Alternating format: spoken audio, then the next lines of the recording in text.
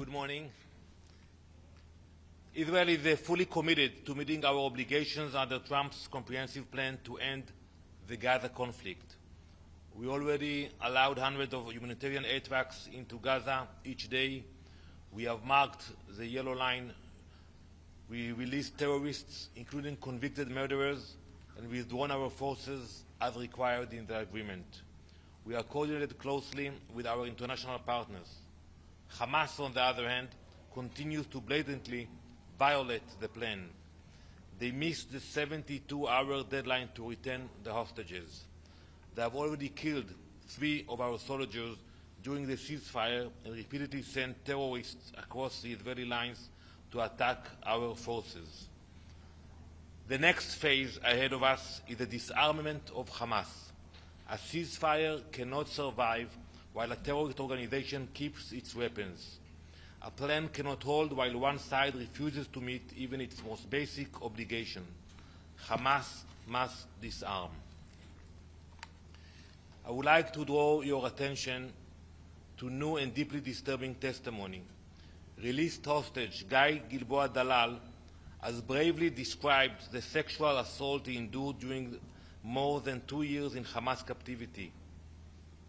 Hamas used sexual violence as a tool of war on October 7th and continued that abuse throughout captivity in Gaza's tunnel.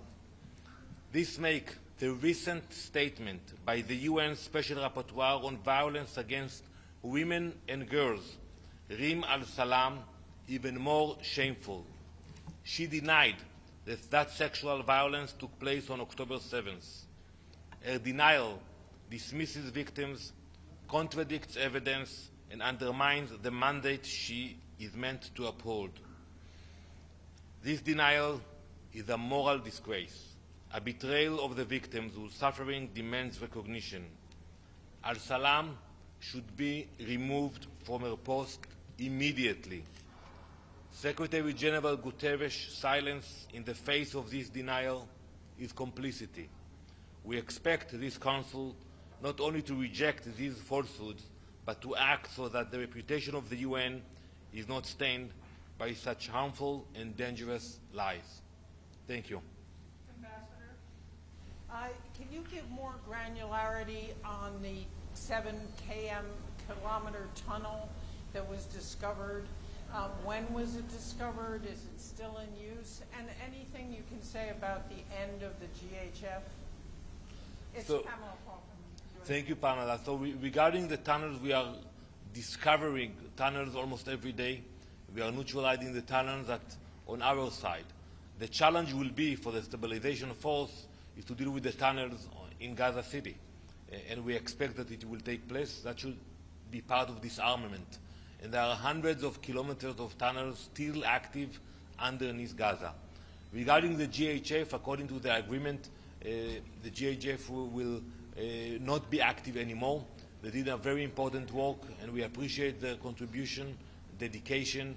They were under vicious attacks from the UN, but they helped many people in Gaza, and we appreciate that. Generally, are you happy with the way the ceasefire is going and the peace plan? Well, I wouldn't say happy because we saw violations. We are waiting for 3 hostages, fallen hostages, to be released, and we have seen violation of the ceasefire. But we still work according to the agreement. We comply with the agreement. Thank you. Thank you very much. Thank you.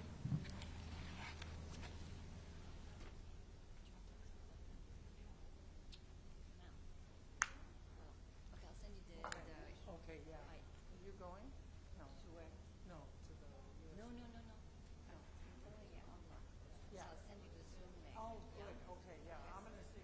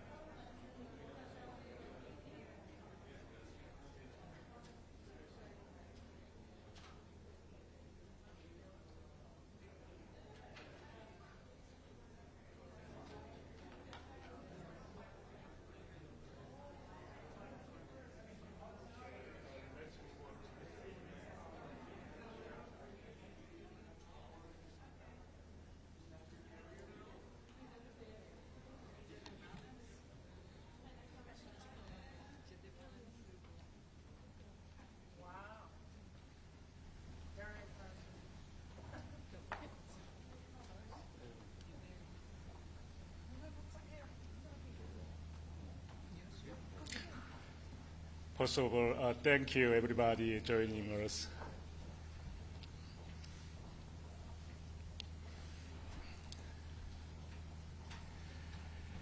I have the honor of delivering this cross-regional joint statement on behalf of following 44 state countries: Australia, Austria, Belgium, Brazil, Brunei, Bulgaria, Canada, Cambodia, Croatia, Costa Rica, Cyprus, Czech Republic, Denmark, Estonia, Finland, France, Germany, Greece, Hungary, Indonesia, Ireland, Italy, Japan, Latvia, Lithuania, Luxembourg, Malaysia, Malta, Netherlands, Philippines, Poland, Portugal, Romania, Slovakia, Sierra Leone, Singapore, Slovenia, Spain, Sweden, Thailand, Timor-Leste, United Kingdom, Vietnam, and my own country, Republic Korea. 15 years after adoption of the Global Action of Action to combat trafficking in person, the world continues to face evolving and complex challenges. Traffickers exploit conflict, economic hardship, and digital platforms to expand their networks, while victims suffer forced labor, sexual exploitation, and other forms of abuse. No country is immune from these practices. They affect every region, society represented here today. In particular, we are deeply concerned by the rise in technology-facilitated trafficking in person, including that which is linked to online scam operations and other forms of transnational organized crime. We verified by the mounting evidence, including from UNODC, documenting this operation and organizations, countless individuals have been deceptively recruited to perpetrate this criminal scheme, subjecting them to post-criminality, torture, and severe exploitations. The growth in such crimes have exacerbated human rights and humanitarian challenges, demanding urgent and coordinated action moving forward. This calls for comprehensive and multi-stakeholder response that bridges law enforcement, digital humanitarian, and human rights domains. We welcome recent efforts by member states and regional organizations to dismantle criminal syndicates and rescue victims of technology-facilitated trafficking in persons. Holistically, addressing trafficking in person requires prevention, prosecution, and protection, as well as partnership. This includes strengthening public awareness, identifying victims, enhancing law enforcement, empowering survivors, and guaranteeing access to justice and remedy, all critical to dismantling this criminal scheme. In this regard, we underscore the importance of regional and global cooperation, engaging government, the private sector, and civil society to counter trafficking in persons facilitated by misuse of technology. We also call for coordinated engagement of all relevant UN mechanisms, including UNODC, OCHA, and IOM, in supporting capacity building, prevention, and victim protection. We urge all member states to renew their political will and to act with unity, guided by common principles of human rights and international solidarity.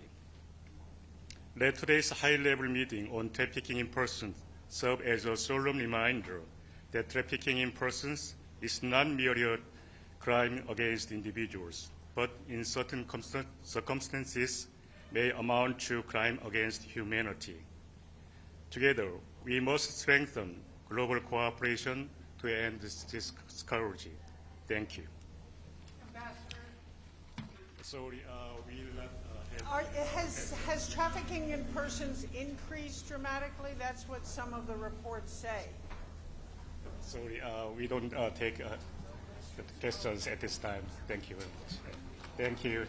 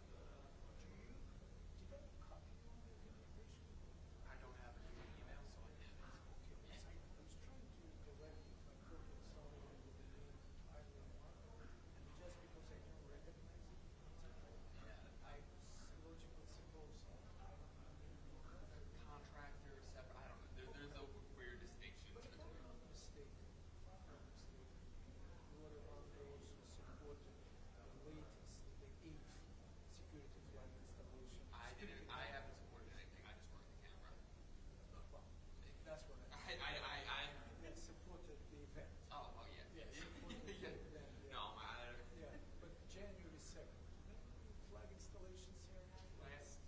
I remember it going on. I don't remember what I was doing up here though. That's okay. Yeah. That's okay. That's good to know. I might be up here. I might have been up here. Could be me. Could be someone else. But That's why I approach you. Yeah. But otherwise, I would not approach you.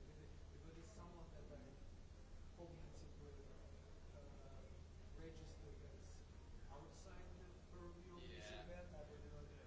no, I might be up here for it. It's up to. I just don't think we're set that far advanced. But no, I did see that they are on the. At least Eric's. Whatever they're doing. No, he accepted. Yeah. He accepted. I thought momentarily that was very good. Very good. A little above my pay grade. Sometimes when you come to think of it, it may not be such a bad thing. No, it was, After all. but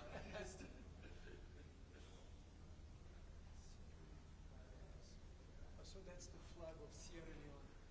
I think that's the president for this month. It's usually the first flag on the right, and it goes alphabetical. Shifted, yeah. Kazakhs asked me.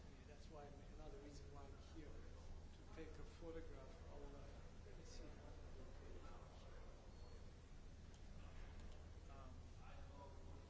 All right, Tyler. I won't be taking more of your time. I mean, you can see I'm very busy.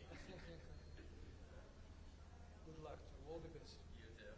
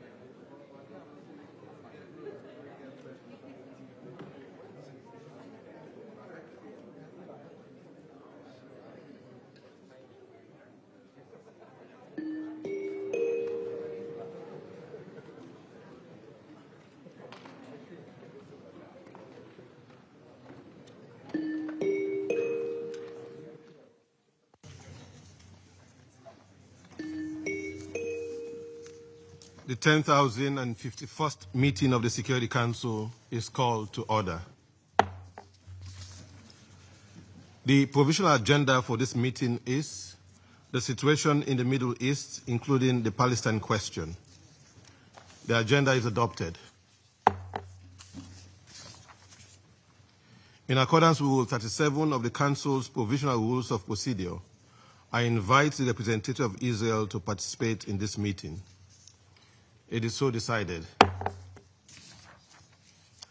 I propose that the Council invite the permanent observer of the Observer State of Palestine to the United Nations to participate in the meeting in accordance with the Provisional Rules of Procedure and previous practice in this regard. There being no objection, it is so decided. In accordance with Rule 39 of the Council's Provisional Rules of Procedure, I invite Mr. Ramiz Alakbarov, Deputy Special Coordinator for the Middle East Peace Process and United Nations Resident and Humanitarian Coordinator, to participate in this meeting. It is so decided. The Security Council will now begin its consideration of Item 2 of the agenda. I give the floor to Mr. Ramiz Alakbarov.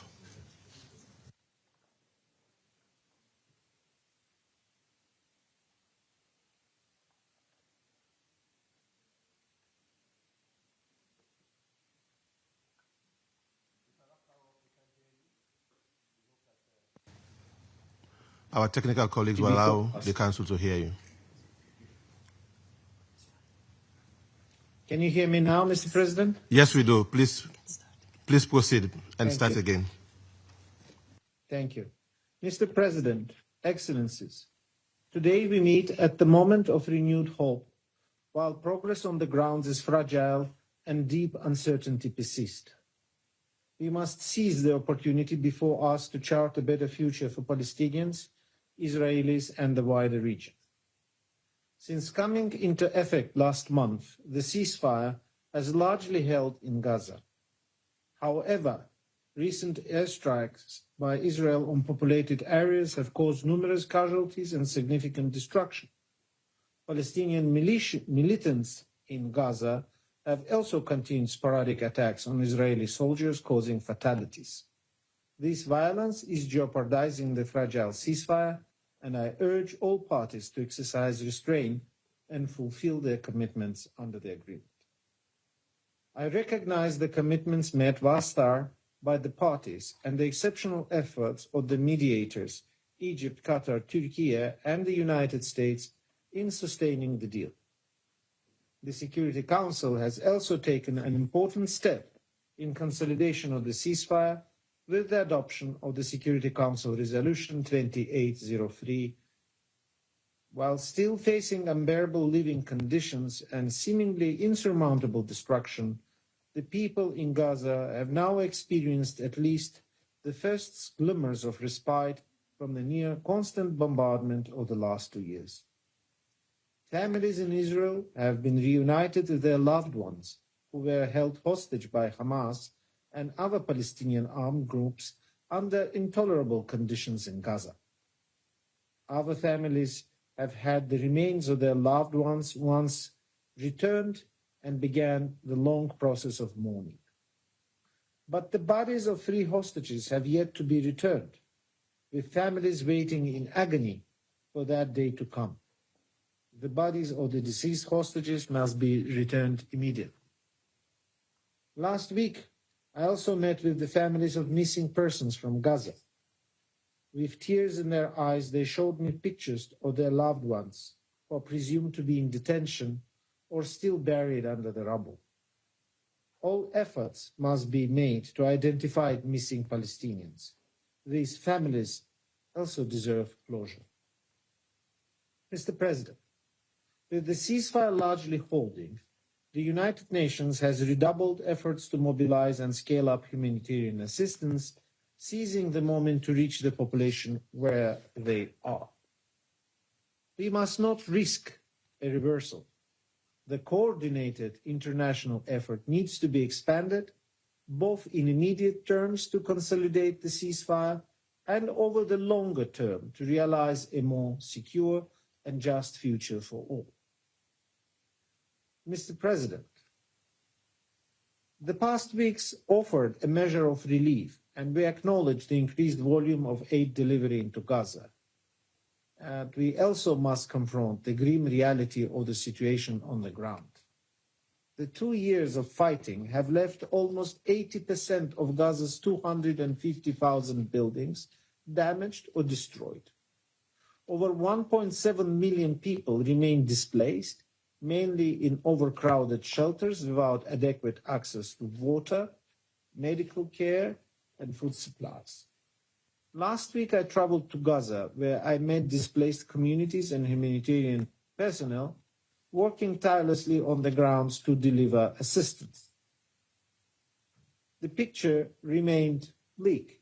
While the availability and price of basic food commodities has improved, key sources of protein such as chicken, meat, and egg remain out of reach for many families. The UN and its partners are still facing challenges in providing shelter materials such as tents and blankets. As we enter the winter months, these delays must be urgently resolved. There is a critical need to transition from emergency humanitarian assistance towards enabling communities to rebuild their lives and restore essential services. Hospitals continue to struggle without electricity and reliable water, severely limiting their ability to care for patients. The water and sanitation situation remains alarming. Sheikh Radwan Pond has effectively become an open sewage tank, requiring immediate attention to prevent a public health catastrophe. Key materials must be permitted to enter immediately to repair vital water and sanitation facilities. The rerouting of humanitarian and commercial movements through the Philadelphia Corridor and Al Rashid Coastal Road has complicated logistics, further delaying the distribution of much needed aid. Despite these hurdles and setbacks, the UN and its partners are working to scale up the response. An immunization campaign to reach 44,000 children has been launched, and hundreds of water wells have reopened. Over 24,000 metric tons of aid had been collected, yet 190,000 metric tons of food, medicine, and shelter are prepositioned in the region and awaiting entry. I call on Israel to expand crossing capacity and expedite the clearance of supplies, including UN supplies. The opening of the Jordan corridor and the Rafah crossings are vital to further scale up the response, and the renewal of the NGO registration is essential and remains unresolved. UN is engaged with Civil Military Coordination Center, including its 22 partners, mostly from the member states, to coordinate the delivery of assistance and uphold humanitarian principles. These efforts have yielded benefits for Gaza population, including increased food supply and higher levels of approvals for shelter and non-food items, particularly for government-to-government aid.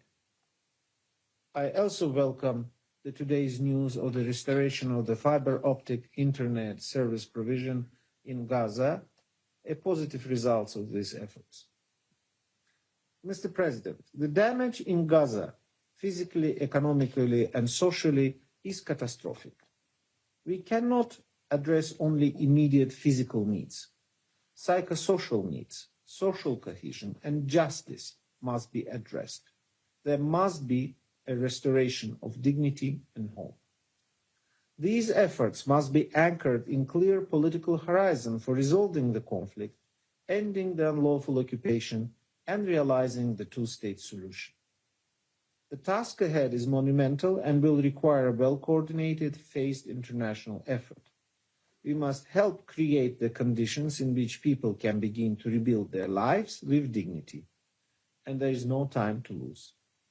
The European Union, United Nations, and World Bank are working to update the Rapid Damage and Needs Assessment, called RDNA, which in March estimated reconstruction's cost at some $53 billion.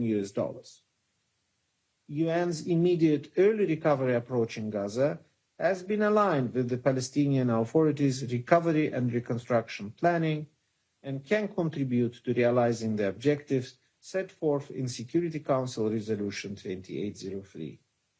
I welcome the European Union's convening of the Palestine Donor Group in Brussels last week.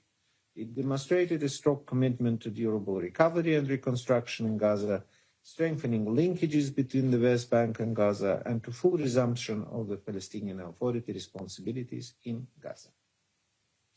Preparations are also ongoing for the Cairo Conference for Gaza Reconstructions, which offers a chance to align recovery priority with broader vision for Gaza's reconstruction.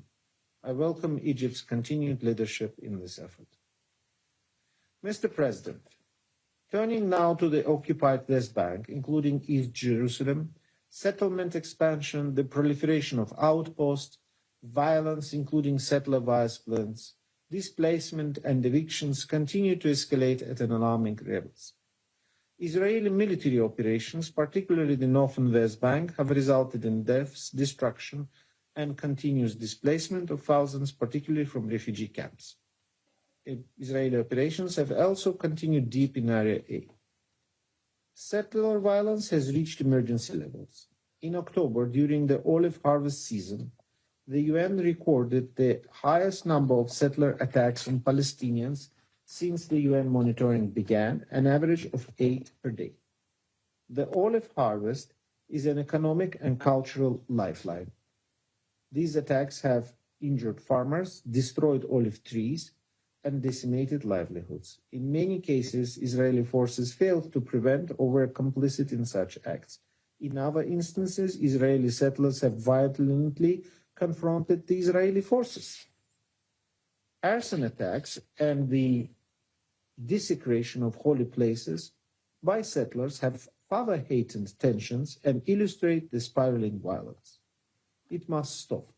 I note the condemnation of these attacks by the government of Israel, and the concrete action is needed now to end the impunity for these crimes. Palestinian communities must be protected. Palestinian attacks, including acts of terror, such as the recent ramming and stabbing attack south of Jerusalem, must also cease and be condemned. All perpetrators of violence must be held accountable. I appeal to political and community leaders to cease the incitement and incendiary language that only fuels further extremism. Mr. President, a robust Palestinian economy and financial sector is a critical enabler for sustainable recovery and reconstruction efforts in Gaza. However, Palestinian Authority and its economy continue to face immense challenges. Unilateral measures that undermine the PA should cease, and efforts to support and strengthen the PA should be intensified, including in implementing its reform agenda. The Palestinian financial sector, while demonstrating remarkable resilience, is under tremendous pressure and must be protected.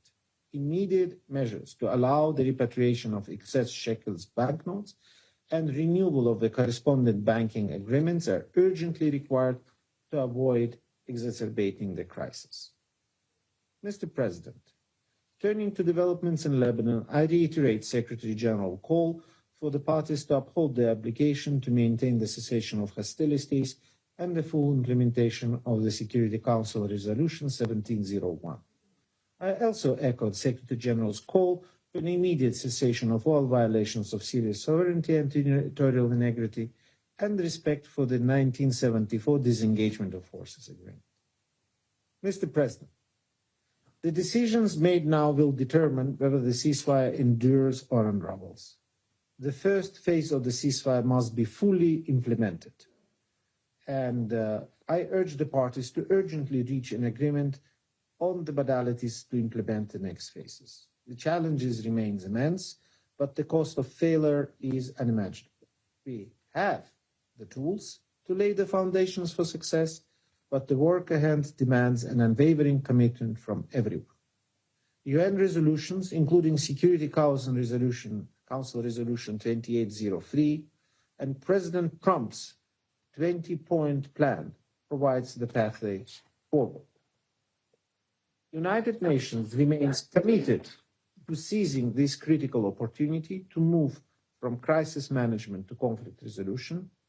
All our efforts must be guided by the imperative of establishing a genuine political process that will resolve the Israeli-Palestinian conflict once and for all.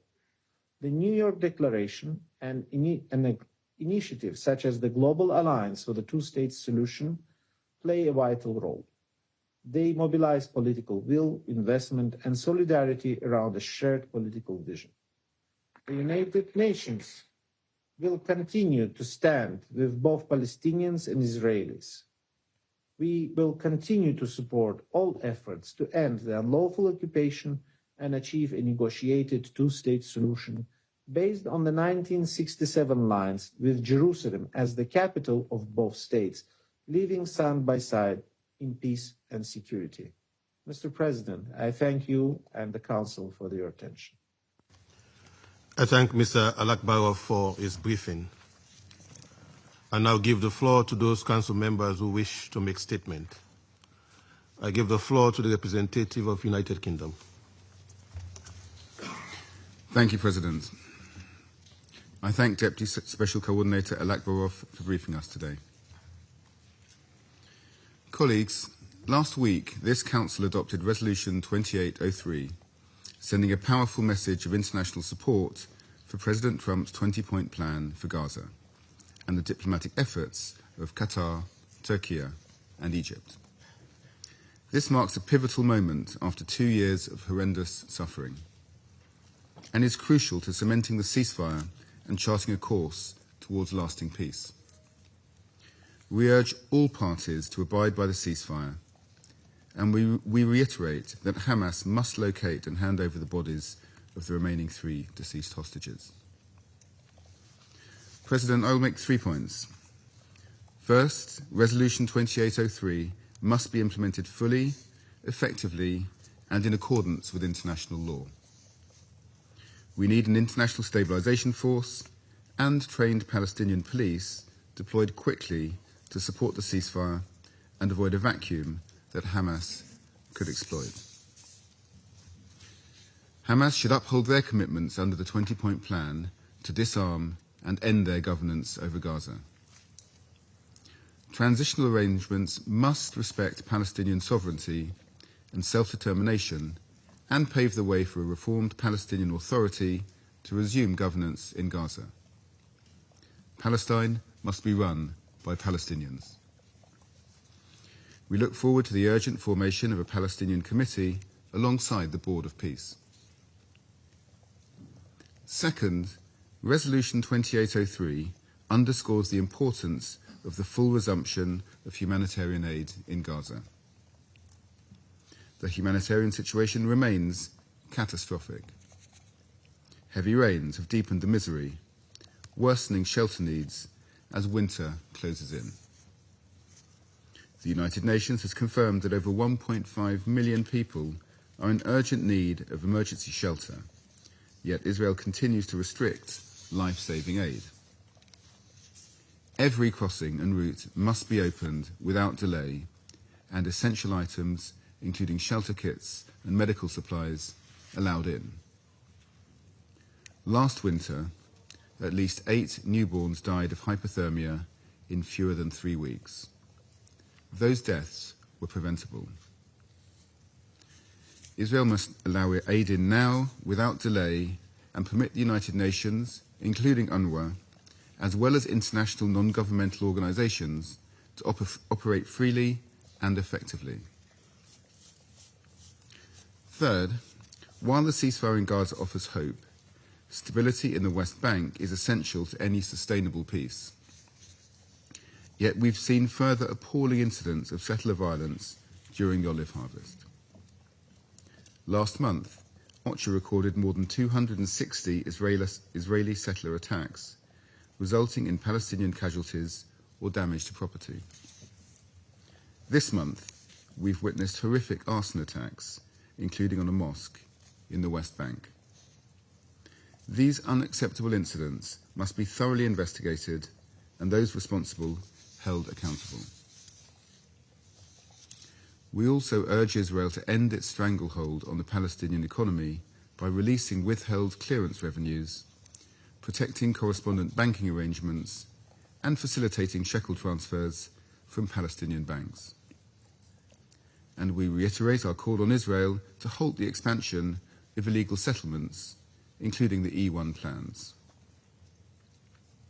President, this is a pivotal moment for the future of the region. The United Kingdom will continue to work with all partners to implement Resolution 2803 and to forge a just and lasting peace for Israelis and Palestinians anchored in a two-state solution. I thank you. I thank the representative of the United Kingdom for the statement, and I'll give the floor to the representative of Pakistan. Thank you, Mr. President. I would like to thank Deputy Special Coordinator Al-Akbarov for his comprehensive briefing. President, for over 2 years, the world has witnessed in anguish and disbelief a devastating war in Gaza, inflicting untold suffering on the Palestinian people in the Strip, blockaded, bombarded, besieged, starved, over 70,000 martyred, mostly women and children, almost the entire socio-economic infrastructure reduced to rubble. Demands for ceasefire unheeded, and calls for accountability responded with complete impunity. Yet, amidst this carnage, and despite the relentless Israeli onslaught, two major developments took place. First, the high-level conference on the peaceful settlement of the Palestinian question and the implementation of the two-state solution held in July, followed by the adoption of the New York Declaration on 12 September, and the resumption of the conference on 22nd September during the high-level week. The declaration committed to taking tangible, time-bound, and irreversible steps for the realization of an independent state of Palestine, reflecting the overwhelming desire of the international community. And then there was the second inflection point, the result of political engagement and sustained diplomacy, the Sharm el-Sheikh Peace Summit.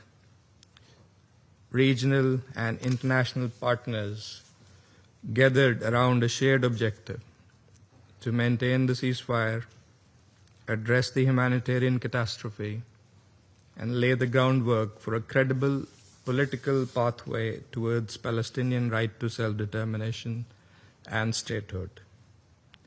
It led to the adoption of Resolution 2803 by this Council last week. And it all started with the 8 Arab Islamic countries meeting with President Trump on 23rd of September. As part of that important group, Pakistan welcomed the initiative and personal engagement of President Trump and the proposals to end the war, rebuild Gaza, prevent displacement, advance comprehensive peace, and halt the annexation of the West Bank. Throughout this period, we have been constructively engaged, consistent with our principled and long-standing support for the Palestinian people and their inalienable rights. But despite these diplomatic advances, the situation throughout the occupied Palestinian territories remains dire, as also testified by the briefing this morning. Ceasefire violations persist. Israeli airstrikes have killed and injured civilians, including children. More than 300 Palestinians have reportedly been killed since the ceasefire announcement. This reveals a stark truth. Peace declared in words has not yet brought full protection and stability on ground. Lives are still being lost. homes are still being demolished and families remain in fear. The situation in the West Bank is no less grave. Israeli settler and military violence has escalated to unprecedented levels, with October recording the highest number of settler attacks since the UN began monitoring the situation in 2006. Entire communities have been displaced, especially in the northern West Bank, amid closures, raids, and increasing intimidation. Palestinians must be allowed to return to their homes, and communities must be able to function without constant fear. President, to ensure that peace efforts translate into meaningful progress, several priorities must be advanced.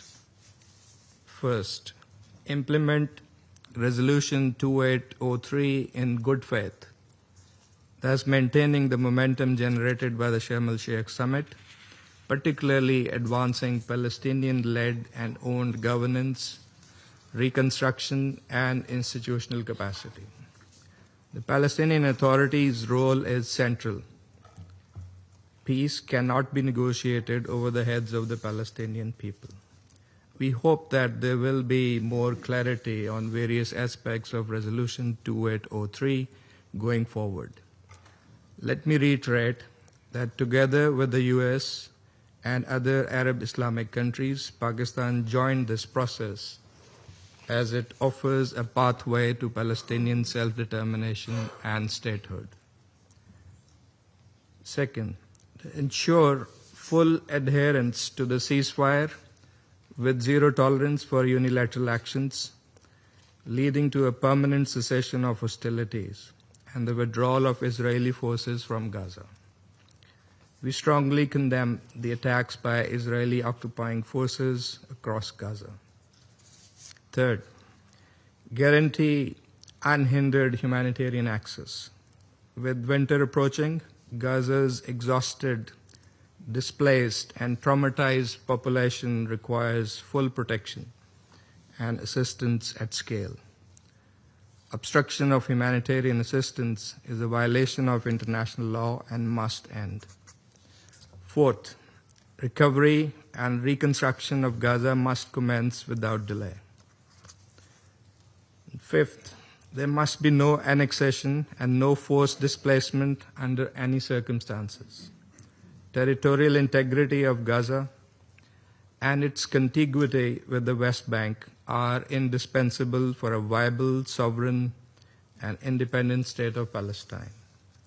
Sixth, bring an immediate end to Israel's illegal settlement, expansion, and all attempts to alter the demographic or legal character of the occupied Palestinian territory, including the historic status of Al-Haram al-Sharif.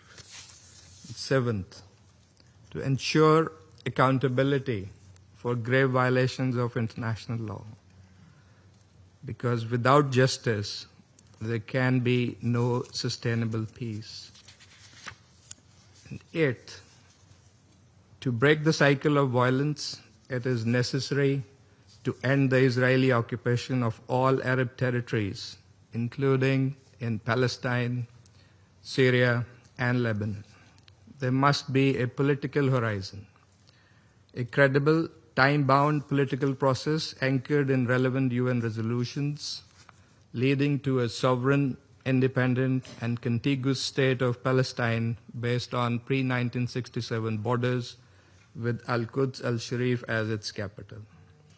The International Conference on the Two-State Solution, its New York Declaration, and the Peace Plan complement each other and should serve to advance concerted and coordinated action to implement commitments for the realization of the ultimate shared goal, that is, the establishment of the Palestinian state in accordance with international legitimacy. That is imperative for durable peace and stability in the Middle East. And we must ensure that we succeed in this objective. President, Pakistan reaffirms its unwavering solidarity with the Palestinian people. Their resilience under unimaginable hardship demands equal conviction on part of the international community. This is a defining moment, of course. Commitments must now translate into concrete actions. Pakistan stands firmly with Palestine in its struggle for dignity, justice, self-determination, and the realization of their independent state. I thank you. I thank the representative of Pakistan for the statement, and I give the floor to the representative of Slovenia. Thank you, Mr. President, and I thank Deputy Special Coordinator Alakbarov. Mr. President, just a week ago, this Council adopted Resolution 2803. Many of us voted for this resolution to uphold the ceasefire in Gaza. In the context of the fragile situation we observe, we call on all parties to fully respect the ceasefire in good faith and without delay, as per the resolution. But ceasefire is just the start. After 2 years of deprivation, destruction and death, people in Gaza need all hands on deck. As the winter approaches, humanitarian needs remain high. Access to food, clean water, shelter and medicines continues to be constrained. In line with the most recent advisory opinion of International Court of Justice, we repeat calling for lifting all restrictions on aid and humanitarian action, including the work of international NGOs. We welcome the response of the UN and its humanitarian partners scaling up assistance. This includes the vaccination campaign conducted by WHO, UNICEF and UNRWA. Additionally, we underline our deep concerns over reportings on the so-called mystery planes from Gaza. While more information needs to be shared with the Council, we resolutely stand against forced or encouraged displacement. Mr. President, ceasefire must also spill over to the West Bank, where flames of violence against Palestinians are spreading rapidly. We strongly condemn rising settler violence. We are alarmed by the ongoing displacement and mass destruction in the refugee camps and the surrounding areas in the occupied West Bank. Settlers' violence must be stopped. We take note of the recent step of Israel to demolish an outpost. We urge for more determined steps and an end to occupation in line with the ICJ advisory opinion of July 2024. Slovenia calls for full respect of international law in ensuring compliance and pursuing accountability. True healing requires real accountability, and true healing demands doing better, much better, to prevent another cycle of violence and hatred. We welcome the launch of the Palestine Donor Group in Brussels. I'm not misrecalling that he was planning to have some kind of discussion with the BBC. So I was hoping this could all be sorted out fairly quietly. As it happens, I think it was 6 days after I sent the memo on to Ofcom DCMS, there it was in the Telegraph. And that then led to this whole sequence of events, including... Repeat our call on Israel to hand over tax revenues that belong to the Palestinian Authority. We continue to call on Israel for the release of Palestinian civilians from Gaza, especially children, humanitarian and medical workers held in confinement without protection guaranteed by the international humanitarian law. While resolutely standing against terrorism, we also stand in defense of human rights. We are deeply alarmed by the attempts to reinstate the death penalty for persons defined as terrorists. We urge Israel to refrain from undermining the rule of law through the use of a penalty that the international community has pledged to abolish. Mr. President, we simply cannot forget the words we heard in this chamber. On the new medical term unique to Gaza, WCNSF, Wounded Child, No Surviving Family, by the MSF, or the terrible description on what malnourishment and starvation mean for a child's body by Save the Children. We know trauma of the Gaza war will span across generations, both in Israel and in Palestine. we call for collective efforts of the international community to address it and to prevent further hate, conflict, and extremism. Full implementation of the Resolution 2803 in good faith and without delay is a first step.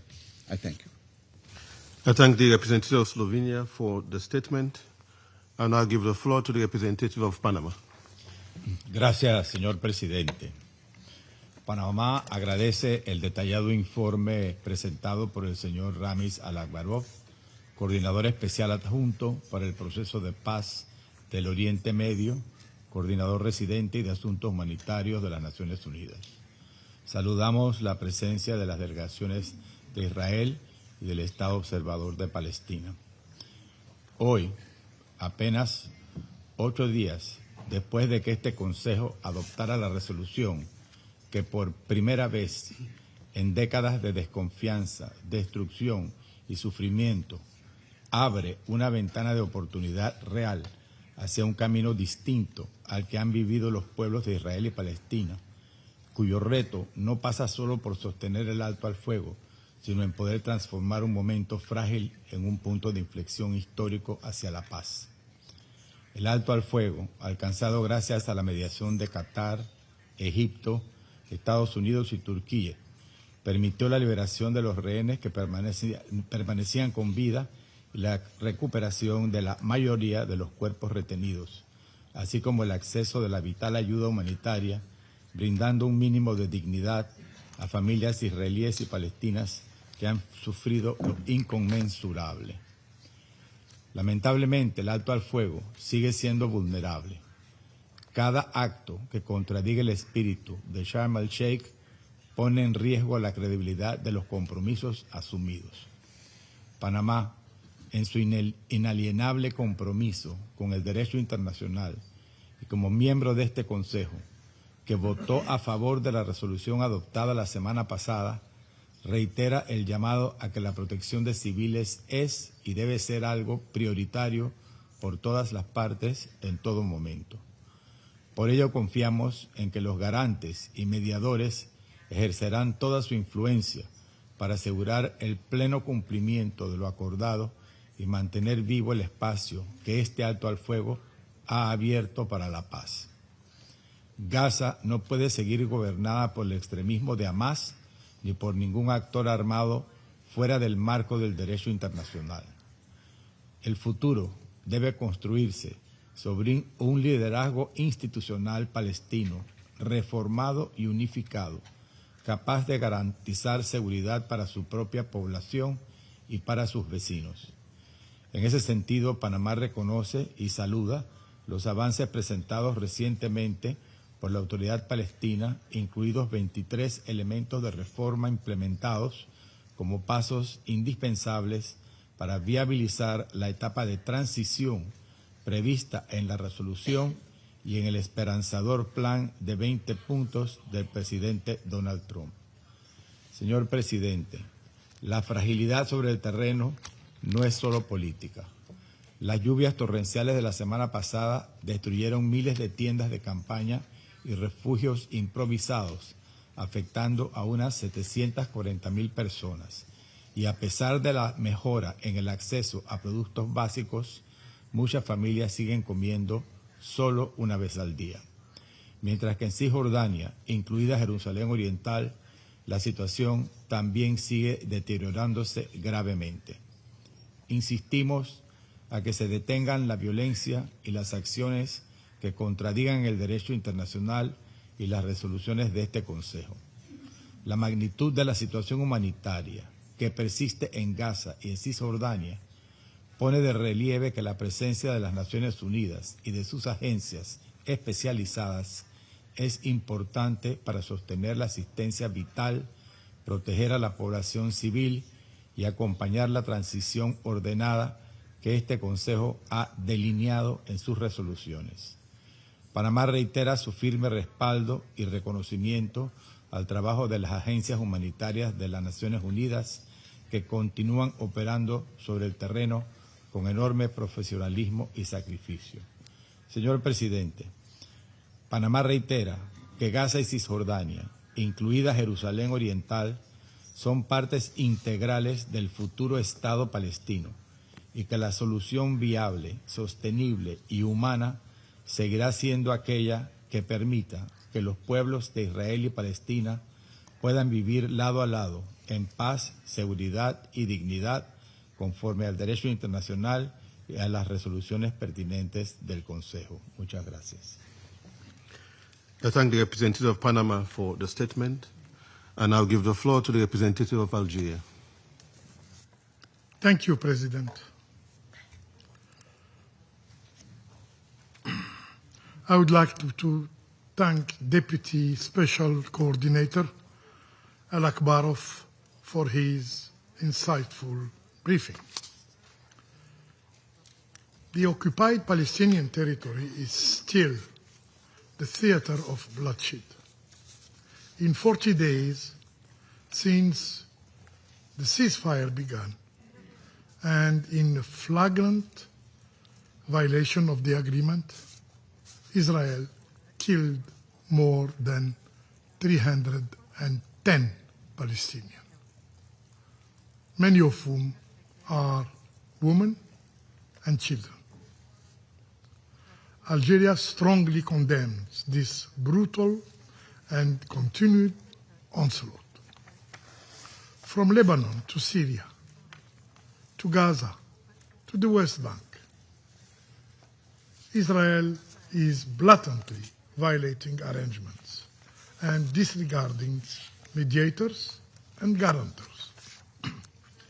The experience of Resolution 2735 is still fresh in our minds, in defiance of the clear indication that Israel accepted, yes, accepted the U.S. proposal, and yet it broke the ceasefire in total impunity, in total immunity.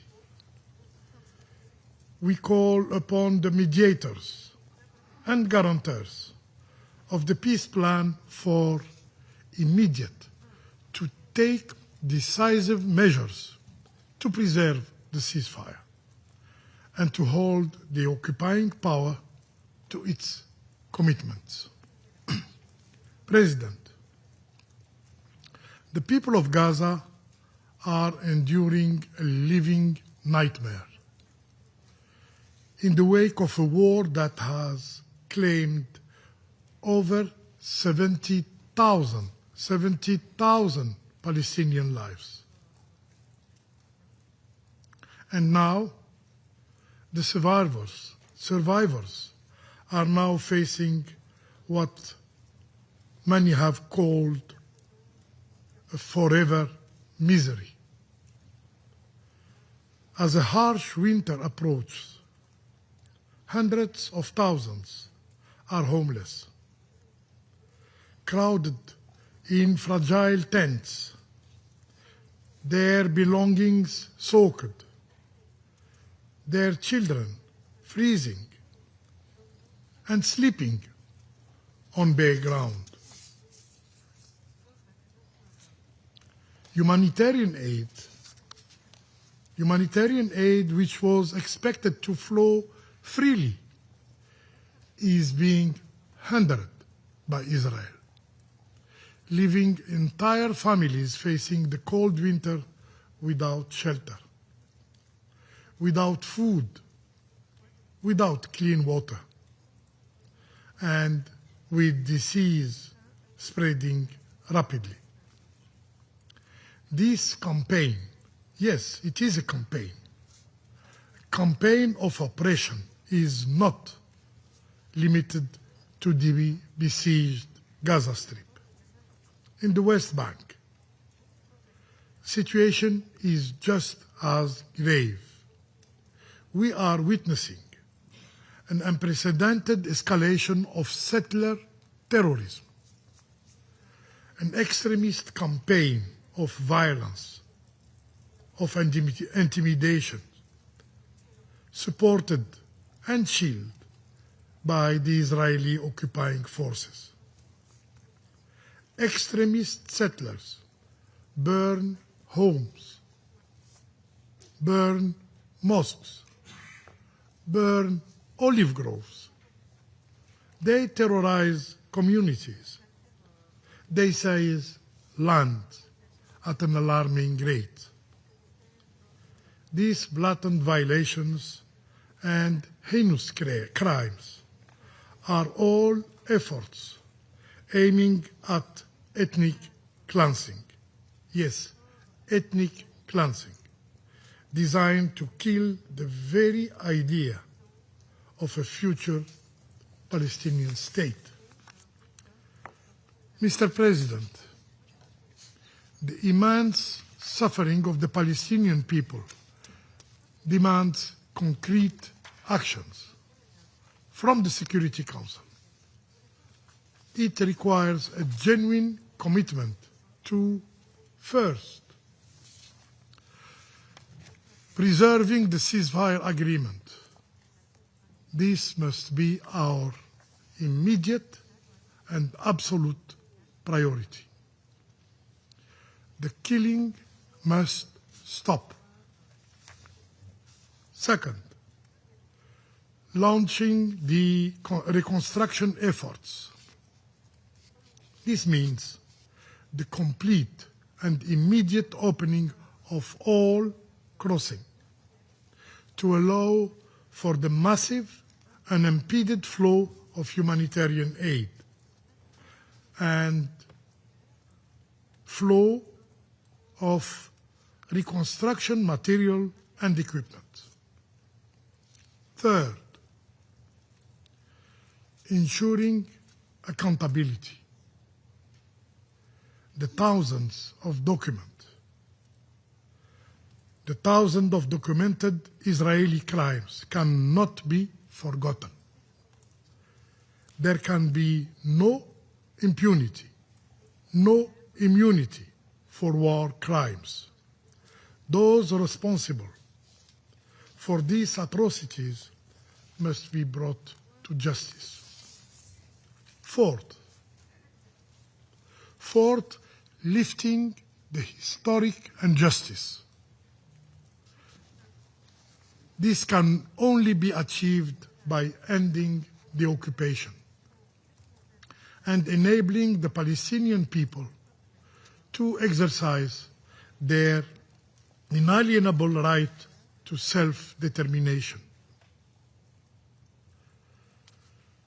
and establish their own independent state, establish their own sovereign state with Al-Quds al-Sharif as its capital. In closing, President, let us be clear. The immense sacrifices of the Palestinian people place a historic responsibility upon all of us in the Security Council. We have a duty to seek justice for them. Only through justice for the Palestinian people can we ever hope to build a true, lasting, and sustainable peace in the Middle East. I thank you. I thank the representative of Algeria for the statement, and I'll give the floor to the representative of Russian Federation. Господин председатель, признателен заместителю спецкоординатора ООН по ближневосточному мирному процессу Рамизу Алакбарову за брифинг по ситуации на Ближнем Востоке, включая палестинский вопрос. Прошло больше месяца после заключения договоренности между Израилем и Хамас о прекращении боевых действий. За это короткое время было достигнуто гораздо больше, чем за 2 долгих года войны. Освобождены все оставшиеся в живых заложники, на волю вышли тысячи палестинцев, содержавшихся под стражей. Появились условия для выправления гуманитарной обстановки в секторе. Вместе с тем приходится констатировать, что с заключением договоренности говорить о возвращении долгожданного мира пока еще рано. Обе стороны обвиняют друг друга в регулярных нарушениях. С 10 октября в результате ударов Цахал было убито более 300 палестинцев. Только за последние сутки под обстрелами погибло 33 человека в Хан-Юнисе, Хан-Юнисе и городе Газа. Причиной этой не имеющей оправдания жестокости стало возмездие за предположительное нападение Хамас на израильские позиции в Хан-Юнисе, хотя само движение отрицает свою причастность к этому. До сих пор не возвращены тела 3 заложников. Сохраняются значительные ограничения для завоза и распределения гуманитарной помощи в секторе. Отличительной чертой последних дней в Газе стала желтая линия, разделяющая анклав на подконтрольный Хамас и Цахал территории. Возведение с подконтрольной израильтянам стороны заграждения и укрепления указывает на то, что оккупация сектора имеет долгосрочный характер. Это несет каждодневные риски для газовитян, оказавшихся по разные стороны баррикад, подобно жителям разделенного Берлина. Тем более, что многие участки желтой линии не маркированы, нередки случаи, когда палестинцы попадают под огонь, пересекая черту, даже не подозревая об этом. Вызывают тревогу и сообщения о произвольном изменении израильской стороной желтой линии на некоторых участках в городе Газа и в нарушении соглашения о прекращении огня. Господин председатель, нестабильность положения на земле, когда уместно говорить скорее о ситуации ни войны, ни мира, усугубляется неопределенностью по поводу дальнейших шагов по реализации мирных договоренностей. Когда в Газу вернется власть палестинской национальной администрации? Когда Израиль выведет свои войска из сектора? Как будет происходить разоружение Хамас? Все эти вопросы имеют прямую взаимосвязь. И если отсутствие деталей в плане президента Трампа на этот счет как раз позволило подвести стороны к согласию, то на данном этапе без честных и конкретных ответов мирные усилия могут увязнуть в потоке бесконечных взаимных обвинений сторон в нарушениях условий сделки. К сожалению, принятая неделю назад резолюция Совета Безопасности 2803 ясности на этот счет не внесла. В ней фиксируются довольно широкие рамки будущего Совета мира, которому поручено надзирать за восстановлением Газа, а также силовой мандат международных стабилизационных сил, которые должны быть развернуты в координации с Израилем и Египтом. Убеждены, что эффективная деятельность этих структур зависит от их тесного взаимодействия с палестинской стороной. Важно также как можно скорее определить четкие сроки передачи властных полномочий в анклаве палестинской национальной администрации, а также отвода из сектора подразделений Цахал. При этом мы до сих пор не слышали о готовности хотя бы одной потенциальной страны-поставщика контингентов участвовать в силовых операциях. Коллеги, что должно сподвигнуть боевиков сложить оружие, если нет уверенности, что будущее Газы в руках самих палестинцев, а не оккупационных сил или неких международных структур? Кроме того, вызывают тревогу сообщения о спонсировании Израилем отдельных палестинских вооруженных группировок для борьбы с Хамас. Такие действия могут иметь весьма опасные последствия. История знает тому немало примеров. Такие сомнения подогреваются провокационной риторикой со стороны израильских высокопоставленных лиц. Слова министра национальной безопасности Израиля Итамира Бен-Гвира о том, что нет такого понятия, как палестинский народ, а также его подстрекательство к убийству высокопоставленных чиновников ПНА, мягко говоря, не способствуют налаживанию устойчивого мирного процесса. Примечательно, что даже весьма осторожные и расплывчатые формулировки по самоопределению палестинцев из резолюции Совета 2803 вызвали шквал негодования в политических кругах Израиля, потребовавших от премьер-министра однозначно подтвердить позицию о недопустимости создания палестинского государства. В целом наблюдаем весьма опасную тенденцию, при которой стороны конфликта предпочитают вычленять отдельные выгодные для себя элементы договоренности, закрывая глаза на собственные обязательства. Призываем обе стороны добросовестно подойти к выполнению соглашения и предпринять все усилия для того, чтобы избежать возвращения к войне. Особая ответственность за претворение в жизнь мирной инициативы лежит на Соединенных Штатах и странах, выразивших недвусмысленную поддержку американской резолюции. При всех ее недомолвках мы не стали блокировать прохождение документа по просьбе наших палестинских и арабских друзей с тем, чтобы дать возможность Вашингтону попробовать добиться прогресса в решении застарелого палестино-израильского конфликта. Ключ к этому в беспристрастном подходе, когда интересы и озабоченности обеих сторон учитываются в равной степени, невзирая на союзнические отношения и критику со стороны радикальных сил.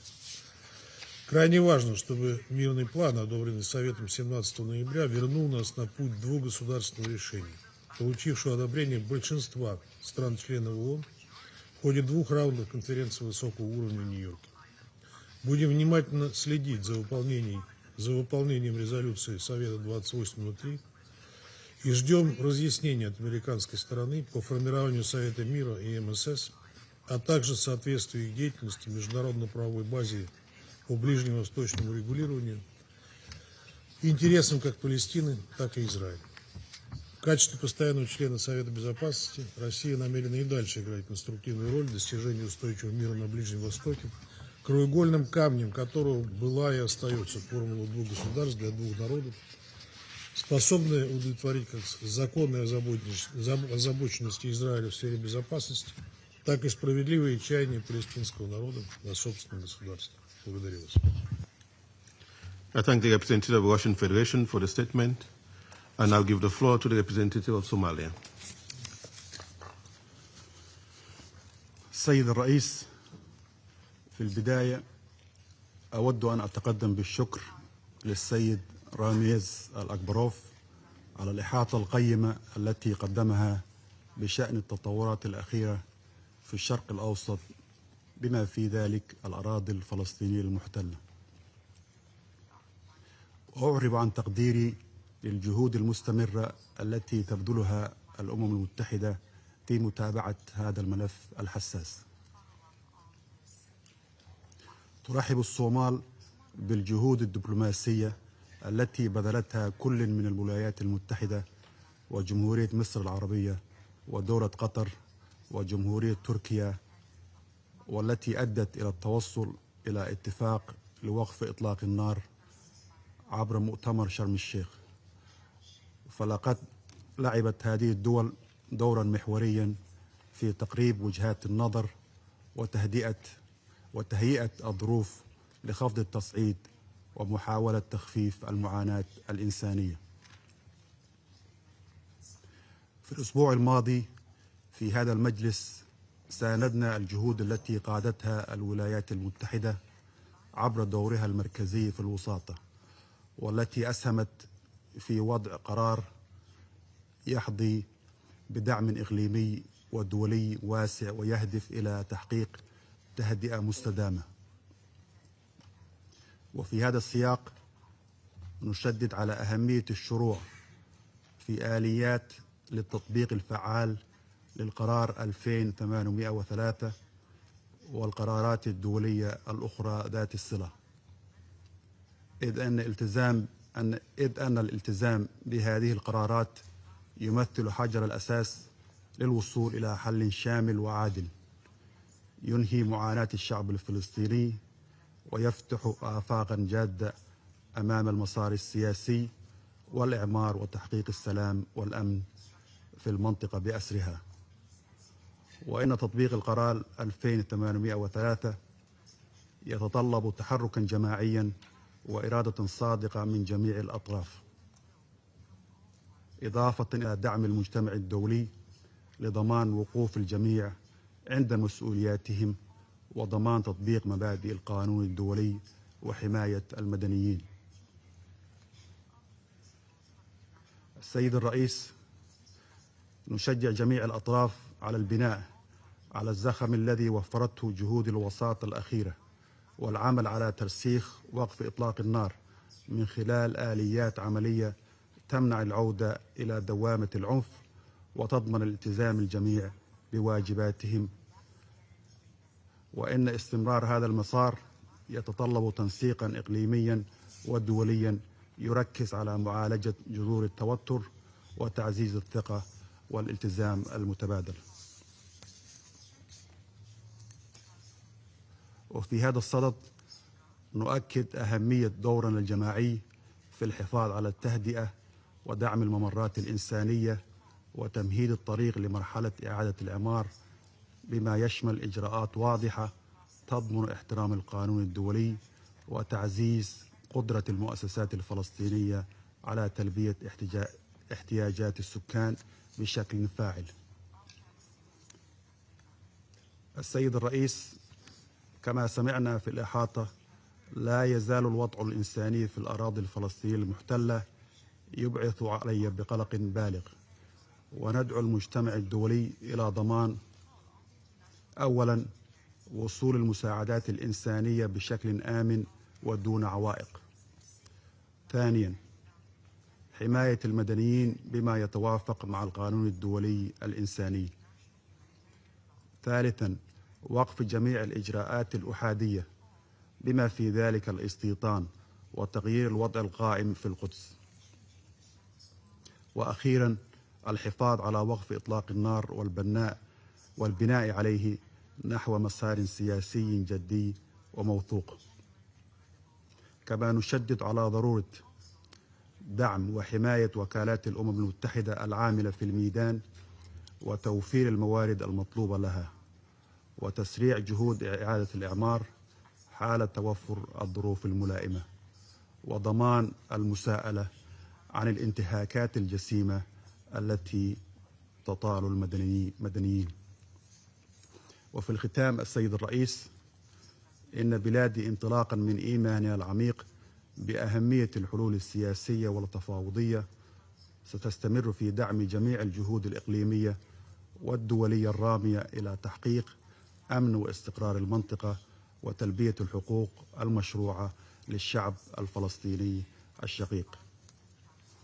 كما نؤكد التزامنا الراسخ بدعم دولة فلسطين الشقيقة وحقوق شعبها غير القابلة للتصرف، وفي مقدمتها حقه في تقرير المصير وإقامة دولته المستقلة على حدود 4 يونيو سنة 1967 وعاصمتها القدس الشرقية، استنادا إلى مبادئ القانون الدولي وقرارات مجلس الأمن ذات الصلة.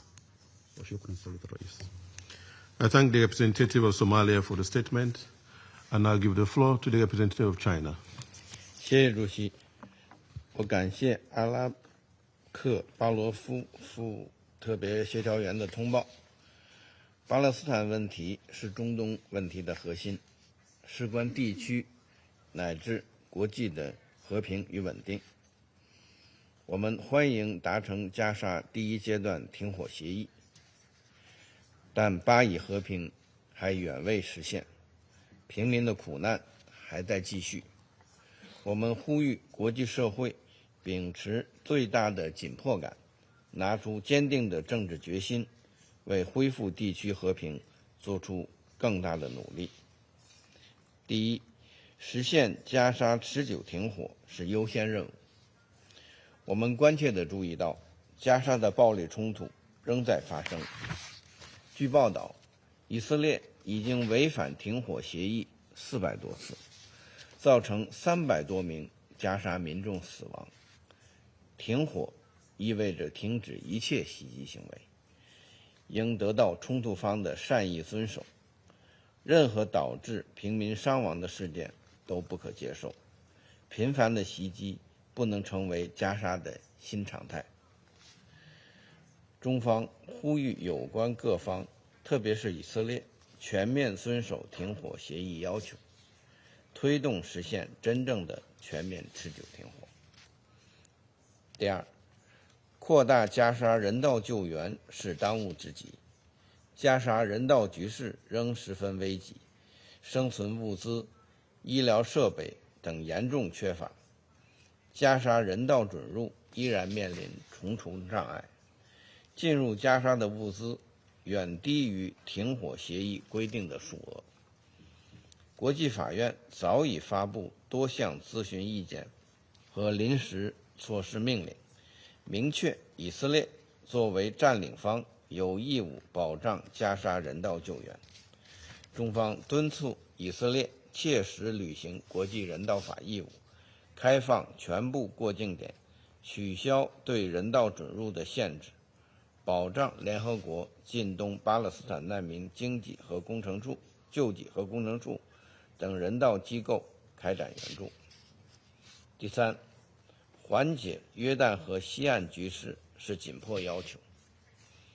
占领方持续扩张定居点，纵容定居者暴力，刺激西岸紧张局势。根据联合国记录，上个月共发生260多起定居者暴力事件，造成大量巴勒斯坦平民伤亡和财产毁坏，创下了2006年以来最惨烈的记录。定居点活动违反国际法和安理会决议，侵蚀巴勒斯坦独立建国基础，挤压巴勒斯坦生存空间。以色列应当停止定居点活动，遏制定居者暴力，停止破坏巴勒斯坦民族权力机构的治理基础。第四，落实两国方案是唯一出路。加沙和西岸都是巴勒斯坦不可分割的组成部分。安理会上周通过了2803号决议，相关国家应当秉持对加沙民众、安理会和国际社会负责任的态度，及时向安理会通报有关情况，确保安理会的密切关注和有效参与。任何关于加沙未来的安排都必须坚持8人制8原则，都应当尊重巴勒斯坦人民的意愿。国际社会要汇聚更大努力推进两国方案，反对任何破坏两国方案基础的单边行动，支持巴勒斯坦早日独立建国和成为联合国正式会员国。主席，中方一贯坚定支持巴勒斯坦人民恢复民族合法权利的正义事业，将继续致力于实现持久停火，缓解人道局势，推动巴勒斯坦问题在联合国有关决议和两国方案基础上早日得到全面、公正、持久解决。谢谢主席。I thank the representative of China for the statement, and I'll give the floor to the representative of France. Merci, Monsieur le Président. Monsieur le Président, je remercie le coordonnateur spécial adjoint, Monsieur Ramiz Alakbarov, pour son exposé. Depuis le cessez-le-feu, rendu possible le 10 octobre par l'action des États-Unis, du Qatar, de l'Égypte et de la Turquie, l'apaisement précaire qui domine à Gaza appelle l'engagement et la vigilance du Conseil de sécurité et de l'ONU dans son ensemble. 2 décisions importantes viennent de concrétiser cet engagement. D'une part, le renouvellement par l'Assemblée générale du mandat de l'UNRWA pour 3 ans réaffirme son rôle crucial dans l'aide humanitaire et la fourniture de services essentiels à la population. D'autre part, l'adoption de la résolution 2803 autorise la mise en œuvre du plan de paix pour Gaza. Cet endossement est un point de départ. Notre responsabilité collective est d'en superviser l'application. Consolidation du cessez-le-feu, généralisation de l'accès humanitaire, sécurisation et relèvement de Gaza. La France y contribuera à travers 3 priorités. Premièrement, la protection des civils et un accès humanitaire massif, sûr et sans entrave, sous l'égide des Nations unies. La France contribuera à hauteur de 100 millions d'euros à la réponse humanitaire pour 2025. Elle appelle toutes les parties à permettre l'acheminement immédiat de l'aide partout dans Gaza, en coordination avec les Nations unies, le CICR et les ONG internationales, dans le respect du droit international humanitaire. Deuxièmement, le déploiement rapide de la force internationale de stabilisation en appui des efforts de l'autorité palestinienne. Ce déploiement est capital pour prévenir une reprise des violences, sécuriser les opérations humanitaires, accompagner le relèvement précoce, contribuer au désarmement du Hamas et préparer le plein retour de l'autorité palestinienne à Gaza. La France contribuera au renforcement des forces palestiniennes à travers les missions européennes EUBAM Rafah et EUPOL COPS, en y déployant près de 100 gendarmes. Troisièmement, l'établissement d'un cadre de gouvernance pour la transition. La résolution 2803 s'inscrit dans un corpus constant, les résolutions pertinentes du Conseil de sécurité et les paramètres internationalement agréés. Elle prévoit la mise en place d'un Conseil de paix et d'un comité technocratique palestinien. La France œuvrera à ce qu'ils incluent l'ensemble des parties prenantes, en particulier l'autorité palestinienne. Monsieur le Président, l'avenir de Gaza et celui de la Cisjordanie sont indissociables. Tout changement démographique ou territorial, toute occupation ou annexion serait contraire au droit international et gravement préjudiciable à la paix.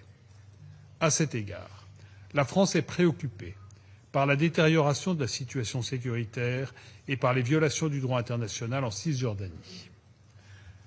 La violence des colons, l'accélération de la colonisation et les déplacements forcés atteignent de nouveaux records.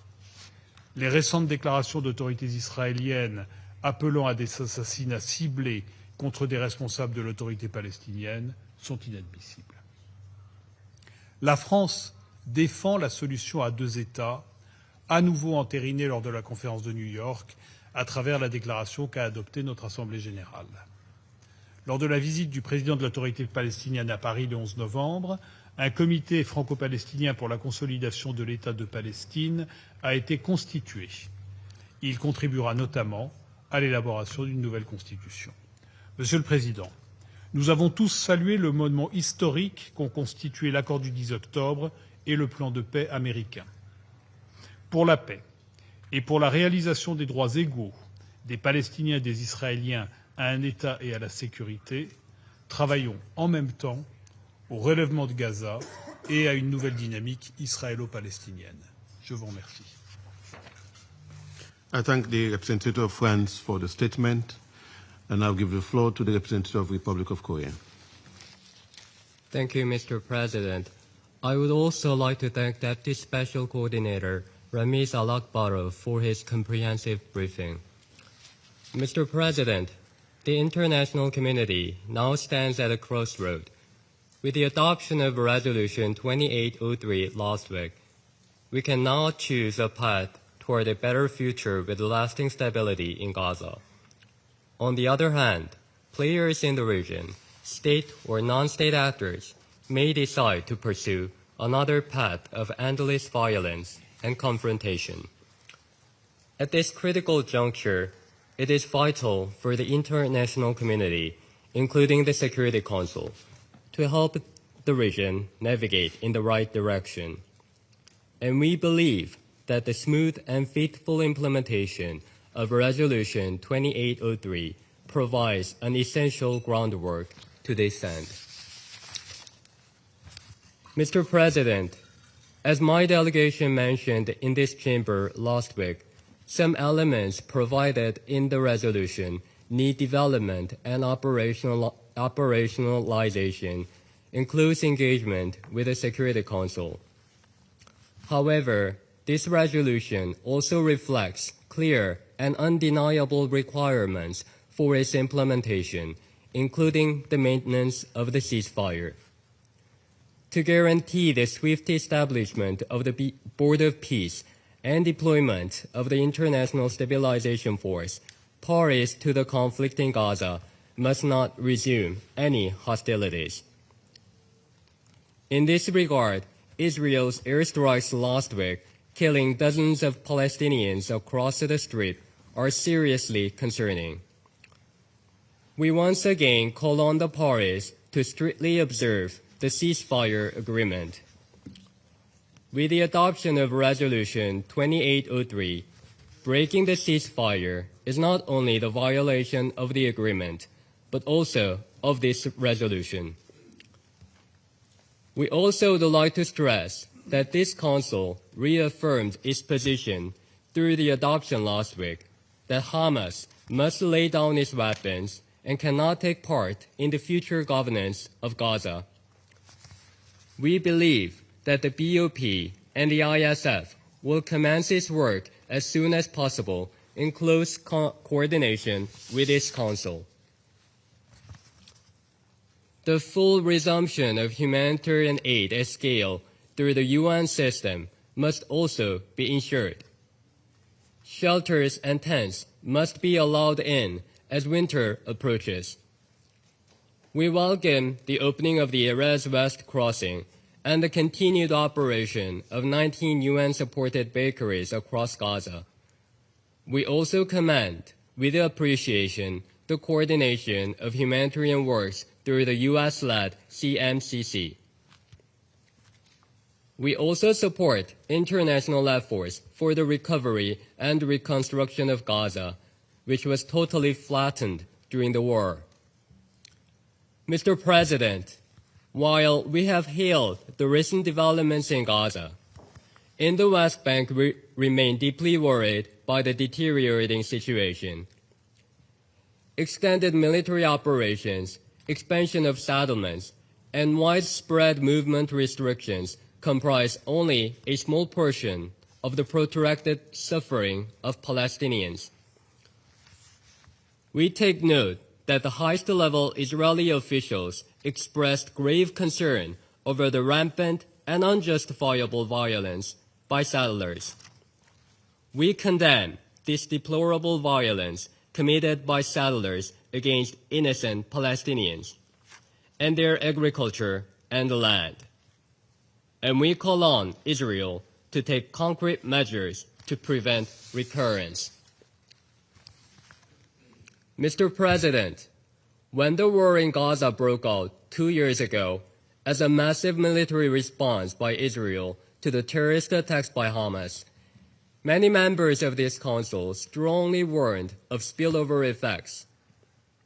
And unfortunately, we all witnessed the devastating consequences all across the Middle East, including in Lebanon, Syria, and Yemen.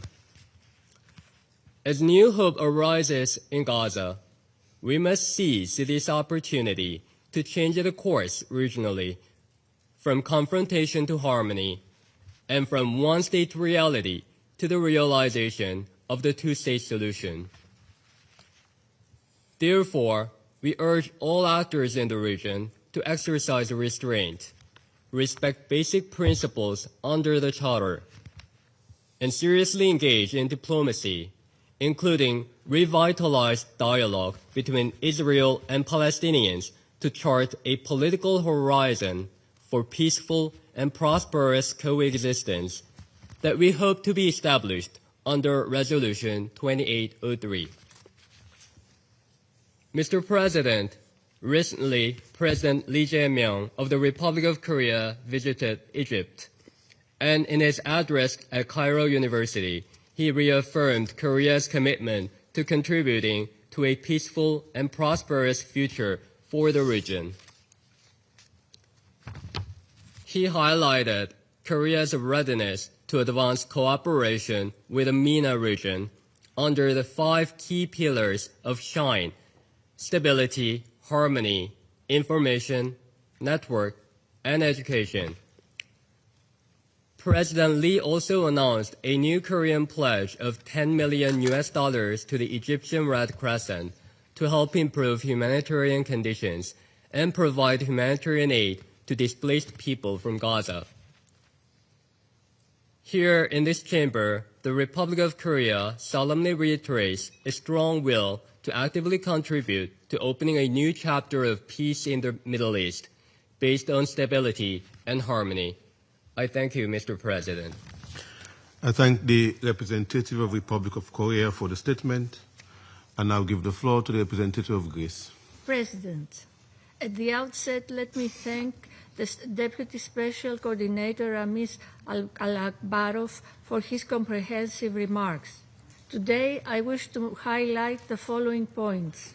First, the adoption of Resolution 2803, which Greece firmly supported, marks an important milestone in our collective efforts to stop the catastrophe, giving international legitimacy to the bodies and structures that will oversee and coordinate the implementation of the 20-point peace plan, and hinting that sustainable peace is indeed attainable. The resolution also opens the path for reconstruction and development with the involvement of the World Bank and international donors, making it clear that constructive cooperation among all stakeholders is essential. We look forward to its implementation and additional modalities to be unfolded in the coming period. Second, Greece has been consistent in its calls for a ceasefire for the safe and unhindered delivery of humanitarian aid at scale, recognizing that more needs to be done, more humanitarian corridors must become operational, calling for the urgent lifting of all remaining restrictions. To this end, we support the operations of the UN and its agencies and partners in the Strip, and we welcome the ongoing WHO vaccination campaign and the fact that thousands of children under the age of 3 have already been vaccinated. A lot has to be done urgently. The upcoming and adverse weather conditions are adding urgency to the need for shelter, sanitation, and heating, especially for the most vulnerable Palestinians whose shelters remain at least inadequate. The role of UNRWA is indispensable, taking also into account the ICJ's most recent advisory opinion. Greece has consistently contributed and has recently increased its contribution as the agency advances along the implementation of the Kelowna recommendations.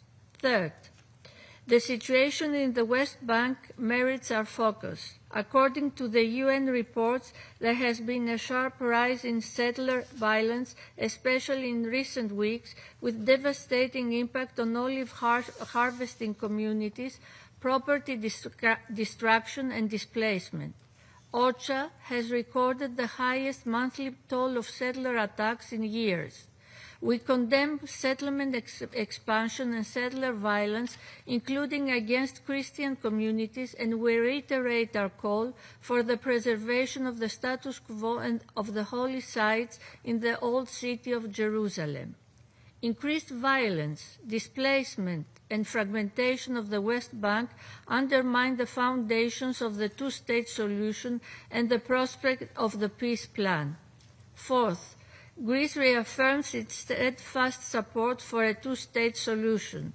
Security Council Resolution 2803 laid the foundation for a path toward Palestinian self-determination and statehood. The two-state solution, as reaffirmed by the international community during the conference co-chaired by France and the Kingdom of Saudi Arabia and by the New York Declaration, lies at the end of our collective path. The peace plan, backed now by the Security Council resolution, creates a strong impetus toward an accelerated, comprehensive regional integration and the formation of a new inclusive regional security architecture, also through the expansion of the Abraham Accords. In conclusion, President, Greece remains hopeful. The recent ceasefire, although fragile, Security Council Resolution 2803 and diplomatic momentum offer a rare window for stabilization and renewed political engagement. In this context, it is imperative that an empowered and reformed Palestinian Authority should be in a position to exert effective control over Gaza and the West Bank. Greece, alongside its partners, will do its utmost to support the reform process of the Palestinian Authority, for Hamas will have no role of any form in the day after. This Council must remain vigilant, united, and determined to sustain momentum towards a two-state solution, where Israelis and Palestinians can live side by side in peace and security. I thank you. I thank the representative of Greece for the statement, and I'll give the floor to the representative of the United States. Thank you, and thank you to Deputy Special Coordinator Alakbarov for the briefing this morning. Last week was a historic week for the Council and for the region. A peaceful Middle East with a stable Gaza, free from Hamas's grip, is closer than ever with Resolution 2803. This is grounded in President Trump's comprehensive plan to end the conflict in Gaza. Adopted with overwhelming support, Resolution 2803 outlines a pathway to peace, security, and long-term governance in Gaza. Now the international community must move quickly to deny Hamas any chance to reconstitute. I offer my gratitude on behalf of the United States to all of those offering to help the 20-point plan, implement the 20-point plan in Gaza, including the International Stabilization Force. We invite member states ready to act through the Board of Peace to step up and pledge personnel, equipment, and funding for the ISF. Stability will require burden sharing, and your support will help make President Trump's vision for peace a reality.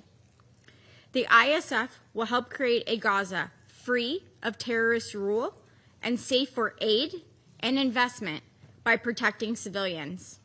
This includes humanitarian operations and coordination to secure humanitarian corridors. Humanitarian assistance has surged since President Trump's peace plan took effect. The United States supports the delivery of humanitarian aid to Gaza with robust safeguards, preventing diversion by Hamas and other groups. Humanitarian assistance will address Gaza's immediate needs, and investment will revive its economy. We welcome commitments from the World Bank and partner countries to invest in Gaza's long-term redevelopment. The United States remains committed to ensuring that the remains of the last 3 hostages held by Hamas, Ron Giveli, Durar Or, and Sudfisik Rinthalik, return home. The United States remains unwavering in its commitment to Israel's security and the demilitarization of Gaza. The recent strikes by the IDF on Hamas targets were in response to Hamas operatives violating the ceasefire. The United States recognizes Israel's legitimate security concerns. Finally, as implementation of the 20-point plan progresses and Palestinians in Gaza are free of Hamas, we look forward to additional partners joining the Abraham Accords to realize prosperity and peace for the region. Thank you. I thank the representative of the United States for the statement. I now give the floor to the representative of Guyana. Thank you, Mr. President. Guyana thanks Deputy Special Coordinator Ramiz Alakbarov for the important updates he provided on the situation in the occupied Palestinian territory. Mr. President, Guyana continues to follow closely the developments in Gaza since the agreement reached between Israel and Hamas for a ceasefire and hostage release deal. We stress that the ceasefire must translate to humanitarian access into Gaza at scale, Israel's complete withdrawal from the Gaza Strip, guaranteed protection of Palestinians from violence, the reconstruction of Gaza, and the rebuilding of Palestinian lives and livelihoods. Guyana is, however, concerned that Palestinians' legitimate expectation for relief from hostilities in Gaza and for a surge in humanitarian assistance has not been fully met. Nutrition needs are also still not being fully met. We have noted, for example, OCHA's report that on 22nd November, all 3 UN missions aimed at collecting tents, food, and other aid supplies from Kerem Shalom, as well as the deployment of UN 2720 international monitors to the crossing to verify the uplifting, were denied by the Israeli forces, citing operational consideration. We also noted OCHA's report that an attempt by the UN and partners to reach the non-functional Kamal Adwan Hospital in North Gaza Governorate to plan the resumption of primary health care services was outrightly denied. Further, Israel continues to carry out fatal strikes in Gaza, with a reported 280 Palestinians killed and 672 injured since the ceasefire. This cannot continue to be the trajectory in Gaza if recovery and reconstruction are to be advanced through the implementation of the comprehensive plan to end the Gaza conflict. Israel must genuinely commit to creating the conditions that would facilitate these goals. This involves complying with all resolutions adopted by the General Assembly and the Security Council, including Resolution 2803 adopted last Monday. With the plethora of needs in Gaza, it is critical for Israel to lift all remaining restrictions on the entry of a diversity of humanitarian assistance into Gaza. The recent rains and flooding have further exacerbated those needs, and the UN and its humanitarian partners should be facilitated in their efforts to bring relief to the population. It is also apt to note that Israel's cooperation is essential for the UN to fully implement its winterization plan for the Gaza Strip, particularly for the provision of shelter materials at scale. Mr. President, allow me to reiterate some observations on Security Council Resolution 2803, through which the Council endorsed President Trump's comprehensive plan to end the Gaza conflict. The resolution must be carefully implemented to ensure full compliance with international law and the preservation of the two-state solution. We also continue to advocate the full involvement of Palestinians themselves in decision-making about their future, including the future of Gaza. Guyana also stresses that the full withdrawal of the Israeli Defense Force from the Gaza Strip is essential to the Strip's recovery. The guaranteed non-expulsion of Palestinians from the area is also key to preserving the two-state solution. Turning to the situation in the occupied West Bank, Mr. President, Guyana deplores the unrelenting violence directed towards Palestinians, their homes, and their livelihoods by Israeli settlers and the Israeli security forces. The reports of killings, restrictions on access to agricultural lands, demolitions of homes, displacements, and other indignities should not be met with silence from the Security Council. Mr. President, the Middle East peace process must be brought back on track, and the international community must capitalize on the momentum that currently exists to do so. However, Israel must demonstrate that it is truly committed to peace.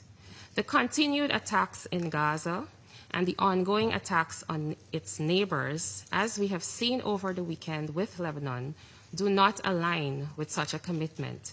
We therefore implore Israel to choose the path of peace so that the Middle East can rest from the protracted turmoil that it has been experiencing for the past 8 decades. Finally, in reiterating its commitment to contribute to the urgent implementation of the two-state solution, Guyana urges the entire international community, including the United Nations, to do all in its power to safeguard and advance the right of Palestinians to self-determination. I thank you. I thank the representative of Guyana for the statement, and I'll give the floor to the representative of Denmark. Thank you, Mr. President. I would also like to thank Deputy Special Coordinator Alakbarov for his briefing. We gather today at a critical crossroad where the dust of devastation is beginning to settle in Gaza, and as the first faint signs of a new future begin to appear. Denmark once again thanks the United States, Egypt, Qatar, and Turkey for their relentless efforts towards silencing of the guns. The ceasefire in Gaza has brought about an opportunity for change, but developments over the weekend show how fragile it remains, and we call on all parties to exercise restraint. What happens next will be determined by what is being done now. With the adoption of Resolution 2803 last week, the Council has begun defining the contours of this future, and we must remain engaged, both in the immediate term and in the longer term. In the immediate term, delivery of full humanitarian aid across all of Gaza, as stipulated in Resolution 2803, remains vital. Yet, we are hearing reports of continued restrictions, including on dual-use items, on medical personnel, and on humanitarian partners' ability to operate. And it's concerning that the crucial Rafah border crossing remains closed, and that many international NGOs continue to face deregistration by the end of this year. This is happening as winter and heavy rainfalls are making the situation for the people of Gaza more dire. What Gaza needs now is not charity in fragments, but relief with purpose. Nutrition, safe water, stable shelter, functioning hospitals, energy and sanitation. Delivered through effective corridors without restrictions, in line with the humanitarian principles and in accordance with international humanitarian law. The UN-led humanitarian system remains best placed to undertake this monumental task. Beyond immediate needs lies the massive task of reconstruction. Entire neighborhoods must rise again, brick by brick, across all of Gaza.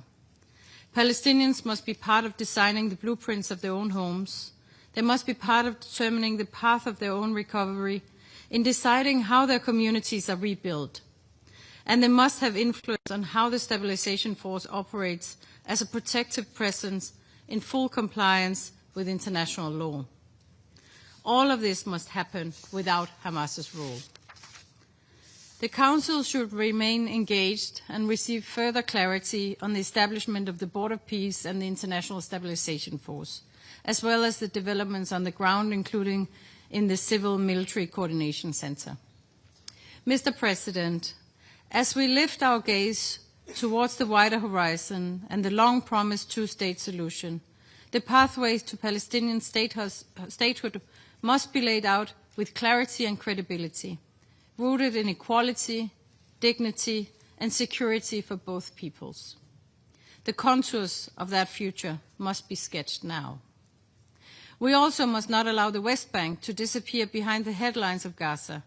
While attention has been turned elsewhere, the West Bank has faced devastating developments: settler violence, intimidation, the torching of homes, the seizure of farmland and destruction of crops, forcing families to flee their villages. We fear that these are not isolated sparks, but part of a spreading fire that threatens the very prospect of peace. We cannot accept such a fire to catch hold. Our message must be unambiguous. Gaza and the West Bank are not two stories but one. They must be reunited under reformed and renewed Palestinian Authority, capable of governing a future state that stands alongside Israel in peaceful and democratic coexistence. Mr. President, the moment is delicate, but possibility lies within it.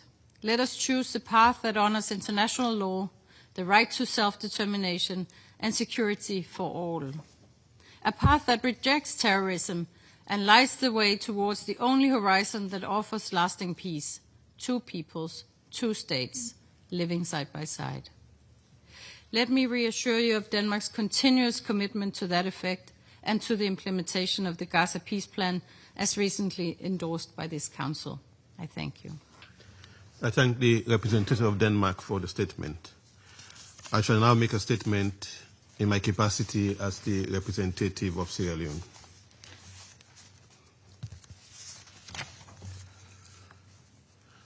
Colleagues, I thank Deputy Special Coordinator for the Middle East Peace Process, Mr. Ramiz Alakbarov, for his important briefing. The situation in the Middle East remains complex and fragile, even if it is currently relatively stable in some respects, reflecting emerging understandings on the cessation of hostilities across the region, including in Lebanon, despite recent missile strikes, and Yemen. We also note positive development in Syria and the encouraging prospect for consolidating effort towards lasting peace in the country. In this statement, we will focus on the situation in the Middle East, occupied Palestinian territory.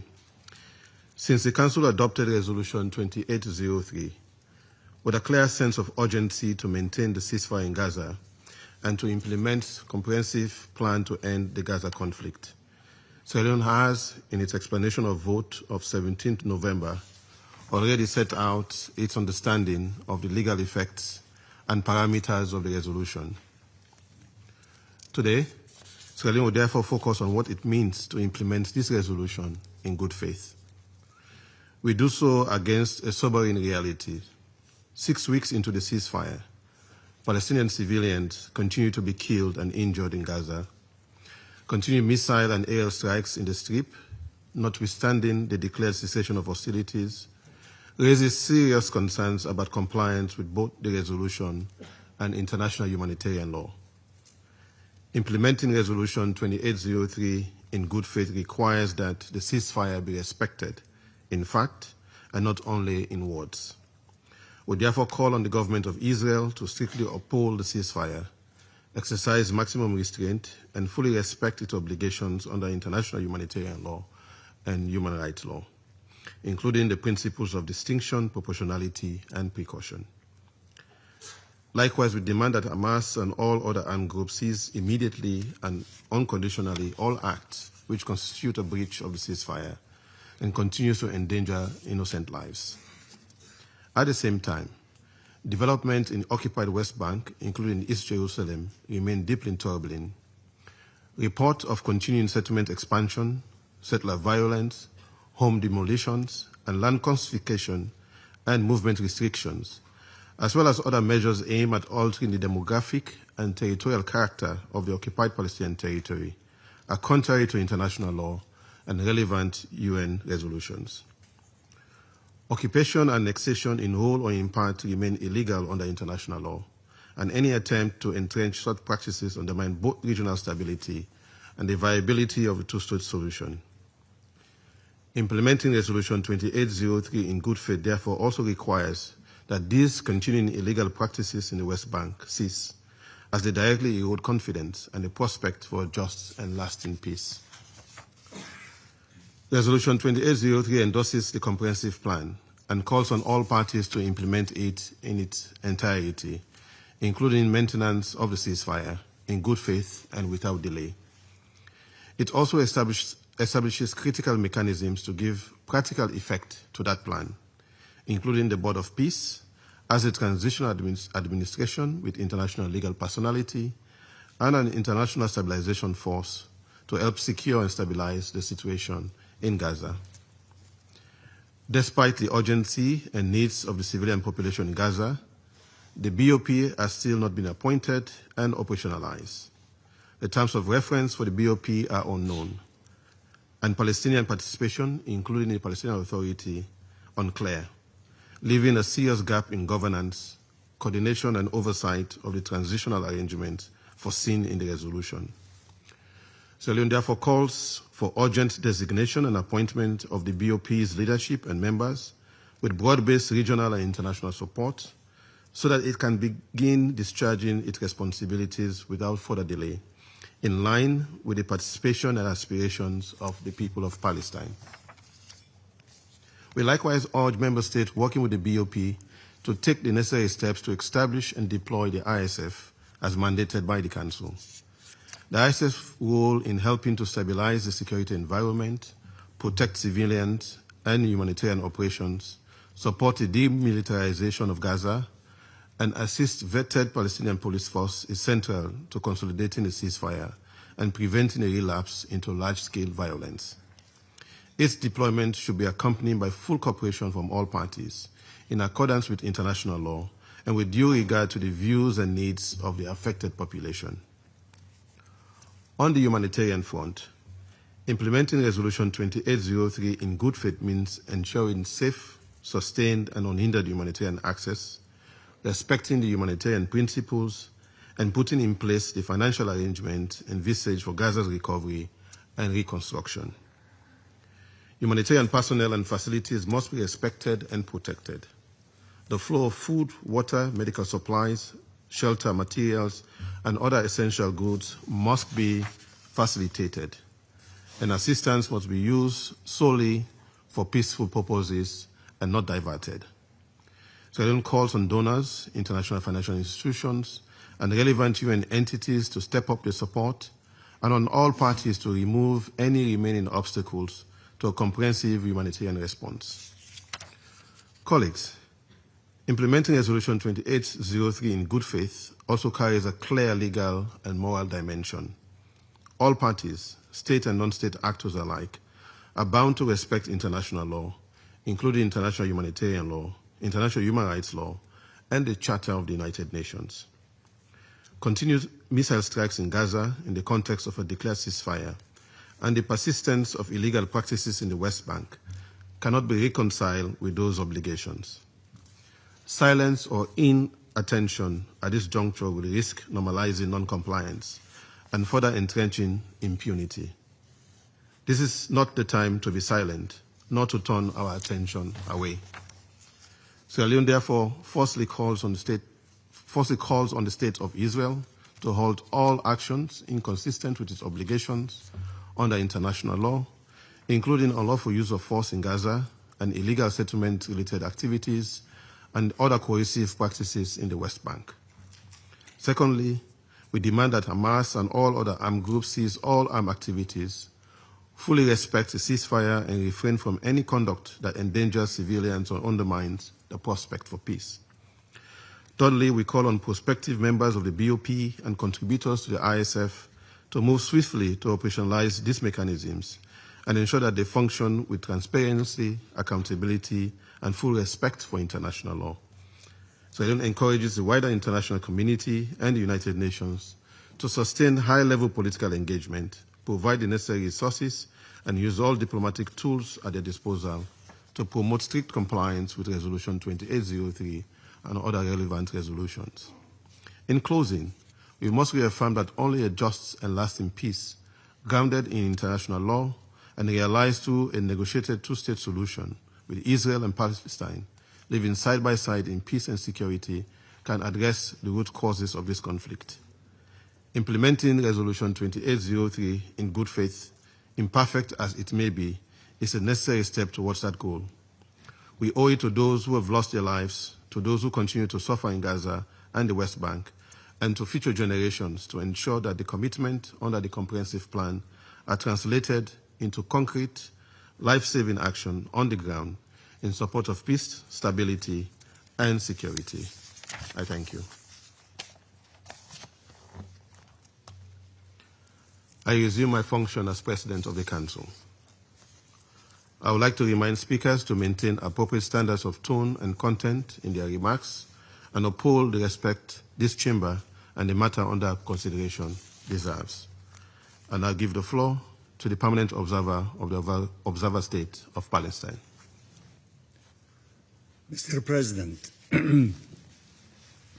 allow me at the outset to thank you for convening this meeting and to commend your presidency for highlighting defense of international law. Allow me also to thank Deputy Special Coordinator, Mr. Ramiz Al-Akbarov, for his briefing and appeals and for his efforts, and through him to thank the UN, its Secretary General, its agencies, including UNRWA, and most importantly, its staff on the ground who have faced death, suffering, and starvation as they attempted to save lives throughout the last 2 years. There is no substitute to the role of the United Nations and its agencies when it comes to humanitarian aid, education, and health, a role needed today more than ever. Mr. President, Palestinians in Gaza waited desperately for the horrific war against them to end. And they welcomed more than anyone around the world the announcement of the ceasefire agreement. But Palestinians are still being killed and maimed, with aid restricted and reconstruction delayed. Palestinians want all of this to end.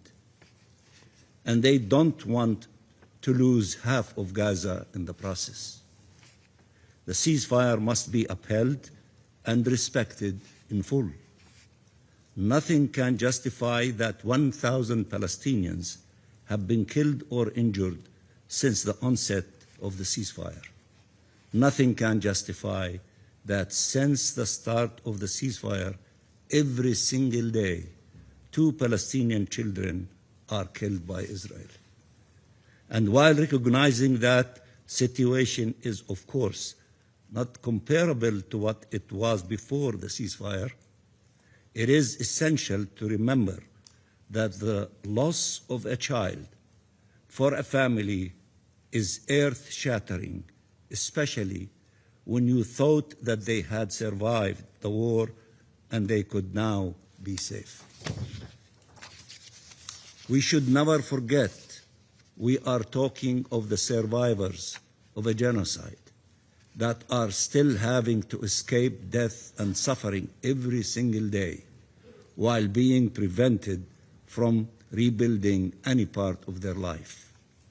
Nothing justifies that families are confronted with the harsh winter in tents drenched in water, that their basic needs and rights are not upheld, that the health and education systems that have been destroyed are yet to be rebuilt. Nothing justifies that communities continue to be forcibly displaced. At every juncture, the U.S. administration has to intervene, often at the highest level, to prevent the ceasefire agreement from collapsing altogether.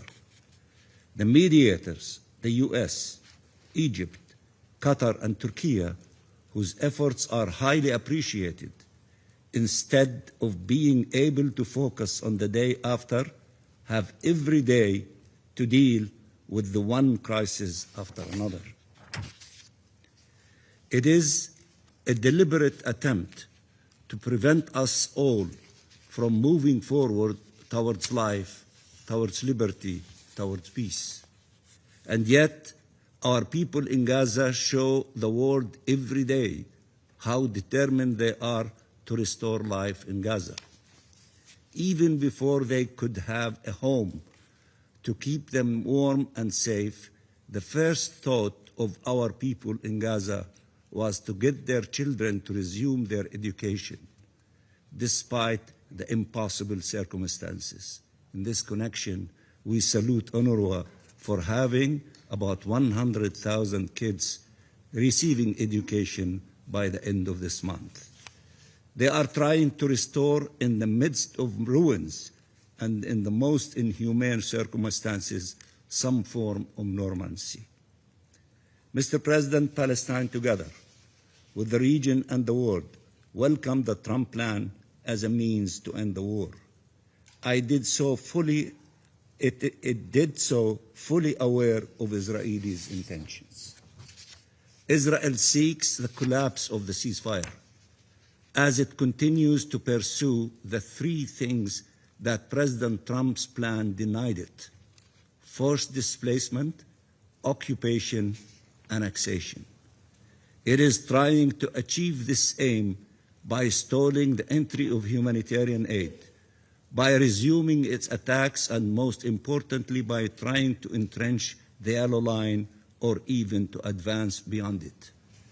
Everywhere in the region, the same policy: land grab disguised under security pretext.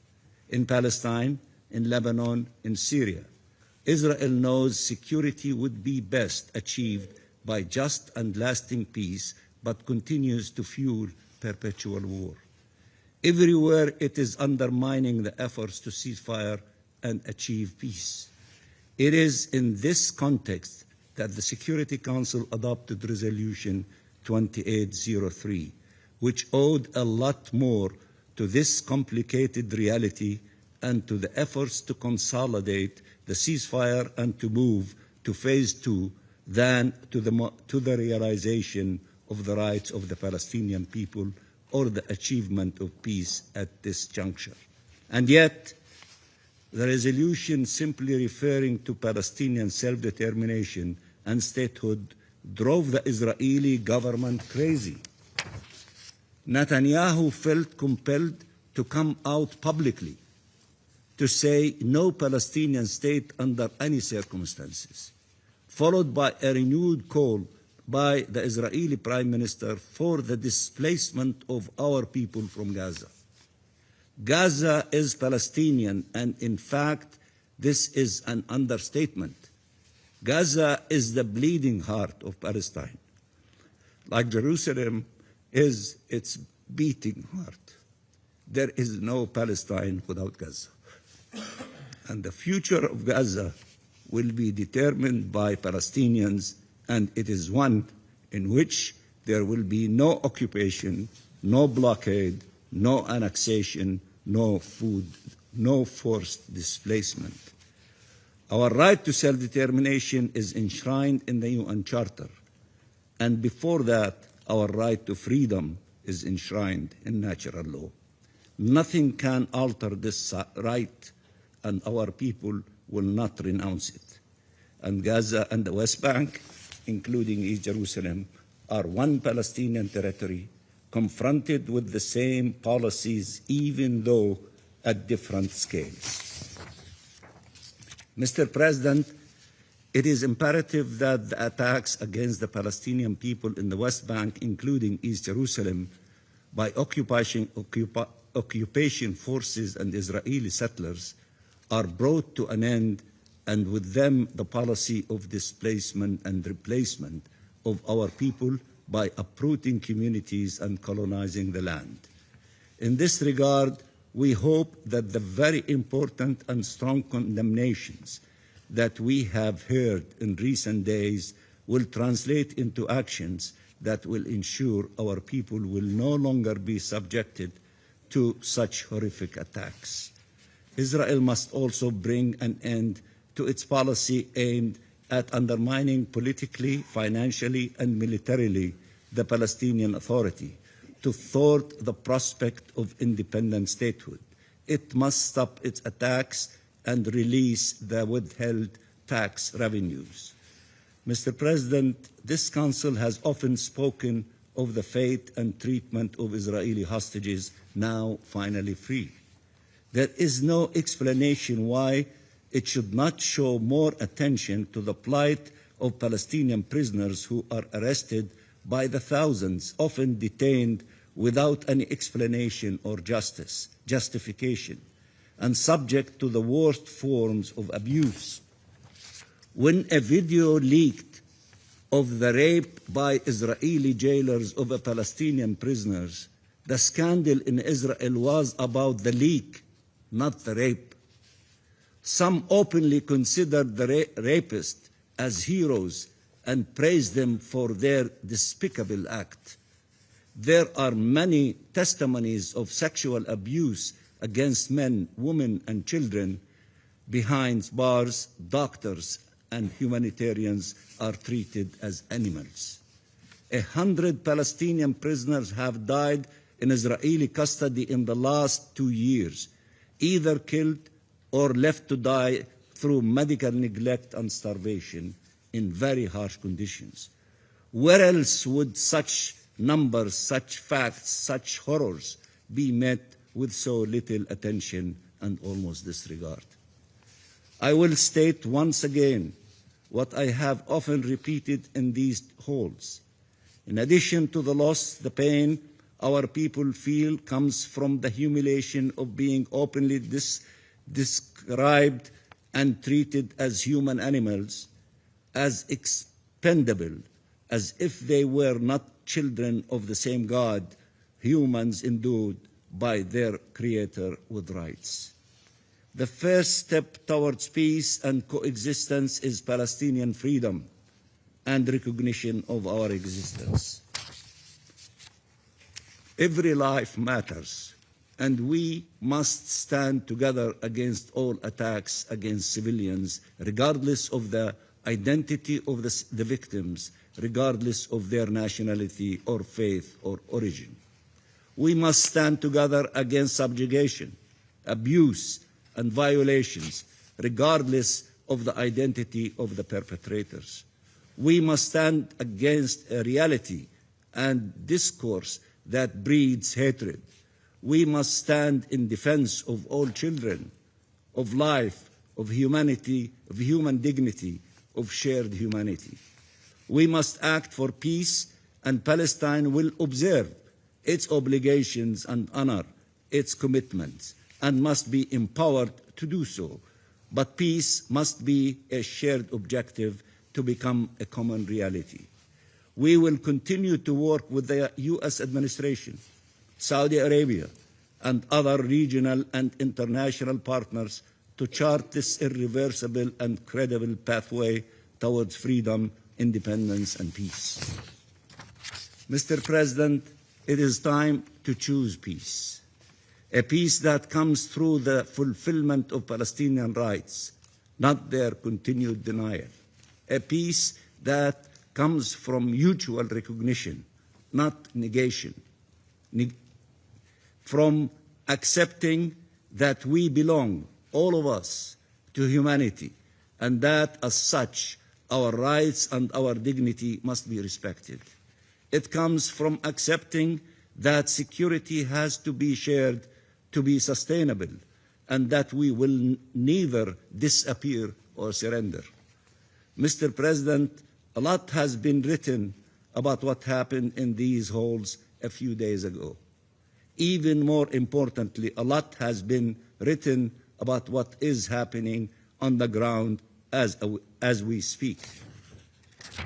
So it is useful to assert in all clarity that what is Palestine's position and the position of the 8 Arab and Islamic countries and the position of the Arab and Muslim world and of the international community at large, so there is no ambiguity about the objectives we are pursuing. We want to see the ceasefire respected by all and rendered permanent. Israeli forces have to fully withdraw from the Gaza Strip.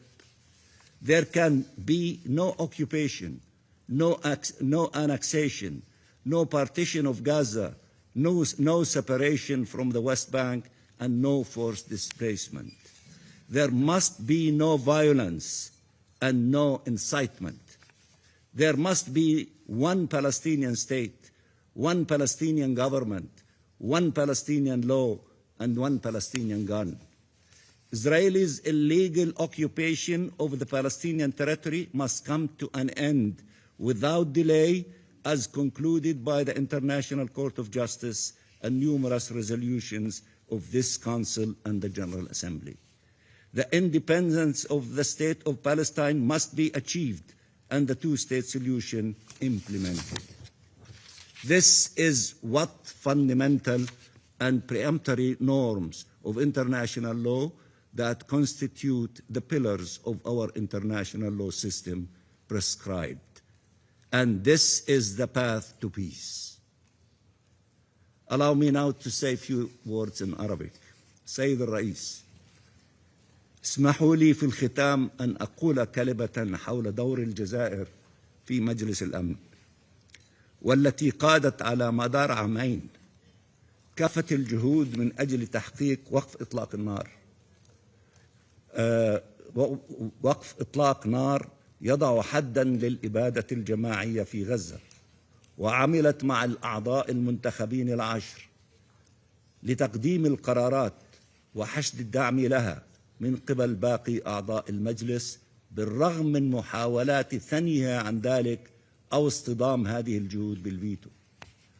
وبشأن القرار الأخير قامت الجزائر بتقديم باسم فلسطين والمجموعة العربية عدد من التعديلات الجوهرية تصون الحق الفلسطيني سويا مع صوماليا وبدعم من باكستان، وحازت هذه التعديلات على دعم واسع من أعضاء المجلس، وتم إدراج بعضها في النص وبعضها لم يتم إدراجه. واستمرت الجزائر حتى اللحظة الأخيرة في محاولاتها لإدخال تعديلات على النص بما في ذلك بصفتها الوطنية، وذلك حتى بعد صدور بيان الدول الثمانية العربية والإسلامية مع الولايات المتحدة دعما للقرار. أما عن تصويتها فكان بإمكان الجزائر النأي بالنفس، وهذا القرار الأسهل، ولكنها اختارت أن تتماشى مع مطلب الوسطاء، والذين قالوا بكل وضوح أنه في نظرهم صدور قرار من مجلس الأمن ضروري أمام إمكانيات انهيار وقف إطلاق النار، وهذا ما أدى إلى موقف موحد للدول الثمانية ولفلسطين والجزائر، خاصة وأن الجزائر تجلس في مجلس الأمن كممثل للمجموعة العربية. إنقاذ غزة وإنقاذ شعبنا في غزة يتطلب قرارات مصيرية وصعبة، وعلينا أن نعمل جميعا كي يكون إنقاذ غزة هو حجر الزاوية نحو إنقاذ فلسطين وتحقيق حرية شعبنا وصون كرامته. كلنا نعرف المخاطر والمخططات التي تحاك لنا، وتتطلب هذه المرحلة منا جميعا رص الصفوف واتخاذ قرارات شجاعة من شأنها إفشال هذه المخططات وضمان تحرير الأرض والشعب وتحقيق السلام العادل والشامل وفقا لقرارات الشرعية الدولية لا قانون الغاب. تحيا غزة وتحيا فلسطين. نحن طلاب حرية وحياة، ومن حقنا أن ننعم بكلاهما لا أن نختار أحدهما، فشعبنا ضحى بما فيه الكفاية، ومن حقه أن يحيا بحرية وكرامة على أرضه وأرض أجداده فلسطين. شكرا سيد الرئيس. I thank the permanent observer of the Observer State of Palestine for the statement. I now give the floor to the representative of Israel. Thank you, Mr. President. First, I would like to thank the Deputy Special Coordinator, Mr. Ramiz Al-Bakrav, for his briefing. Mr. President, Israel welcomes the comprehensive plan to end the Gaza conflict.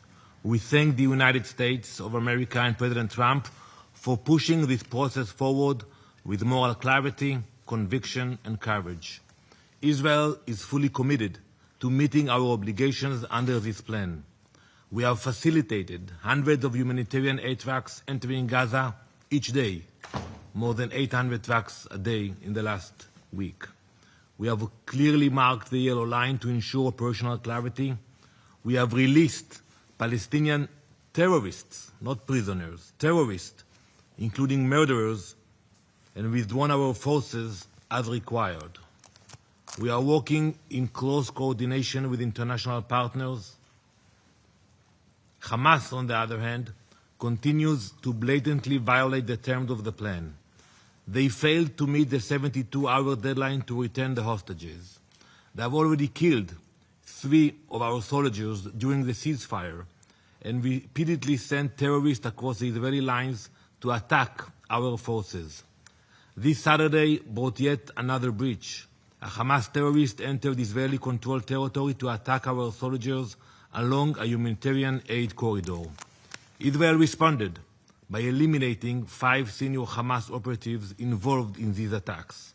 Israel will continue to honor its commitments under the plan, but we will not hesitate to neutralize immediate threats to our citizens and our soldiers. We remain focused on achieving our goals, bringing our fallen hostages home, and ensuring that Hamas is disarmed. We are still waiting for the return of the bodies of our 3 fallen hostages so that they can be given the dignity of a proper burial. We wait for Ron Gvili, Dror Or, and Sudisak Rintalak from Thailand. All of them are not forgotten. We will bring them home. Mr. President, many times in the last year I have emphasized that we would not stop until we brought all the hostages home. You heard me, repeating it every meeting. Israel has proven when we set a goal, we pursue it with determination and we get it done. That same determination guides our second goal. Hamas must be disarmed. Not partially, not symbolically, fully and irreversibly. The truth is that there can be no peace, no stability, and no future for Gaza while Hamas remains armed. That must be the focus of the international community. In the wake of the ceasefire, the world has seen that Hamas, what they do to the people. You saw the pictures where they publicly execute Gazans in the streets, crushing dissent, and silencing anyone who questioned its rule. As we speak, Hamas is attempting to assert its control over parts of Gaza. Israel will not allow terrorists to rebuild or reposition. They can take off their green handbands, but changing into a civilian outfit does not turn terrorists into partners for peace. This plan would succeed only if Hamas permanently loses its weapons.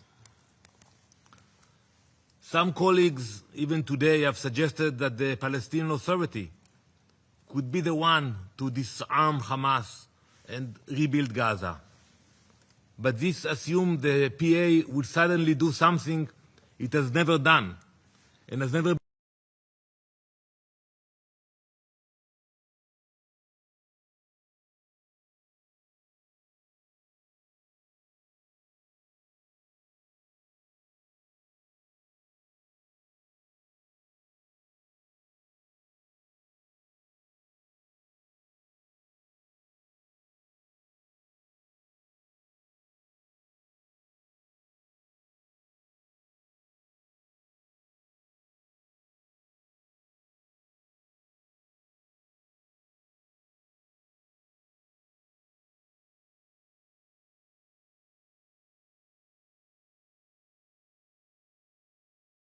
has proven incapable of confronting radicals.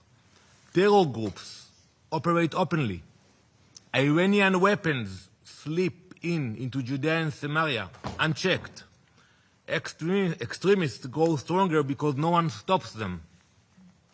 So Israel has to step in, to seize the weapons the PA ignores, to dismantle the cells it won't confront, and to disarm the terrorists it refuses to challenge. Last month, for the third time this year, Israel intercepted a major Iranian shipment bound for these groups. It included 29 explosive mines, 15 rockets, and 60 pistols, all sent by Iran into Judea and Samaria. This is the consequence of PA inaction. Israel is left to dismantle the terror networks they refuse to confront. The PA is not short of armed bodies. Let me name a few of them. They have the preventive security, Al-Aman al-Wiyaki, with about 4,000 trained operatives. They have the civil police, Al-Shurta al-Madaniya, of 9,000 operatives. They have the Presidential Guard, Al-Aras al-Raisi, of 2,000 operatives. The Civil Defense, and its largest armed wing, the National Security Forces, with roughly 8,000 uniformed personnel. And you add to that the general intelligence and military intelligence networks, and the PA controls over 32,000 armed operatives. 32,000 in Judea and Samaria. The PA has the manpower, the equipment, the resources to fight these terrorists. You should ask them why they do not mobilize those forces. Send the troops from Ramallah to stop the violence, confiscate weapons, and confront these terrorists. Moreover, the Palestinian Authority is not only failing to stop terror, it is incentivizing it. The clearest example is the PA's pay-for-slay policy. And I want to remind my colleagues of what we exposed last month when we met. The PA is still paying terrorists, but now it's under different packaging. In February, President Abbas told the world he was reforming the system because many of the countries here, you told him we will not give you any more money if you will not stop with the pay-to-slay. So he said very nice in English that he would reform the system. He scrapped the old law and replaced it with a shiny new plan, and it's called now social criteria. That was the English language version. But a few weeks later in Arabic, Abbas said something very different. At a gathering of the Fatah in Ramallah, he said, and I quote, "I told you once and I stand by my word, even if we have only one penny left, it is for the prisoners and the martyrs." I think he used that quote also at the UN. This is double language at its worst, Mr. President. What is more is that the new system didn't shrink the program of pay to slay. It expanded it. More than 2,000 households suddenly became newly eligible. And let's be honest, that is not welfare. That is putting terrorists on a payroll.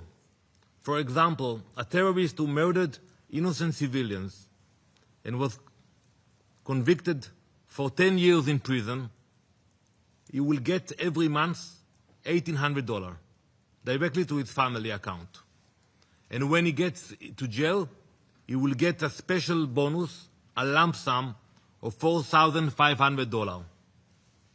You know, in Ramallah, it's a lot of money. A benefits package most law-abiding young people in Ramallah can only dream of, that all of a sudden the family will get a monthly stipend, almost $2,000. They don't need to work. They don't need to worry. And you look at the budget of the PA, and we heard a few concerns from distinguished colleagues about the budget of the PA. It tells the rest of the story.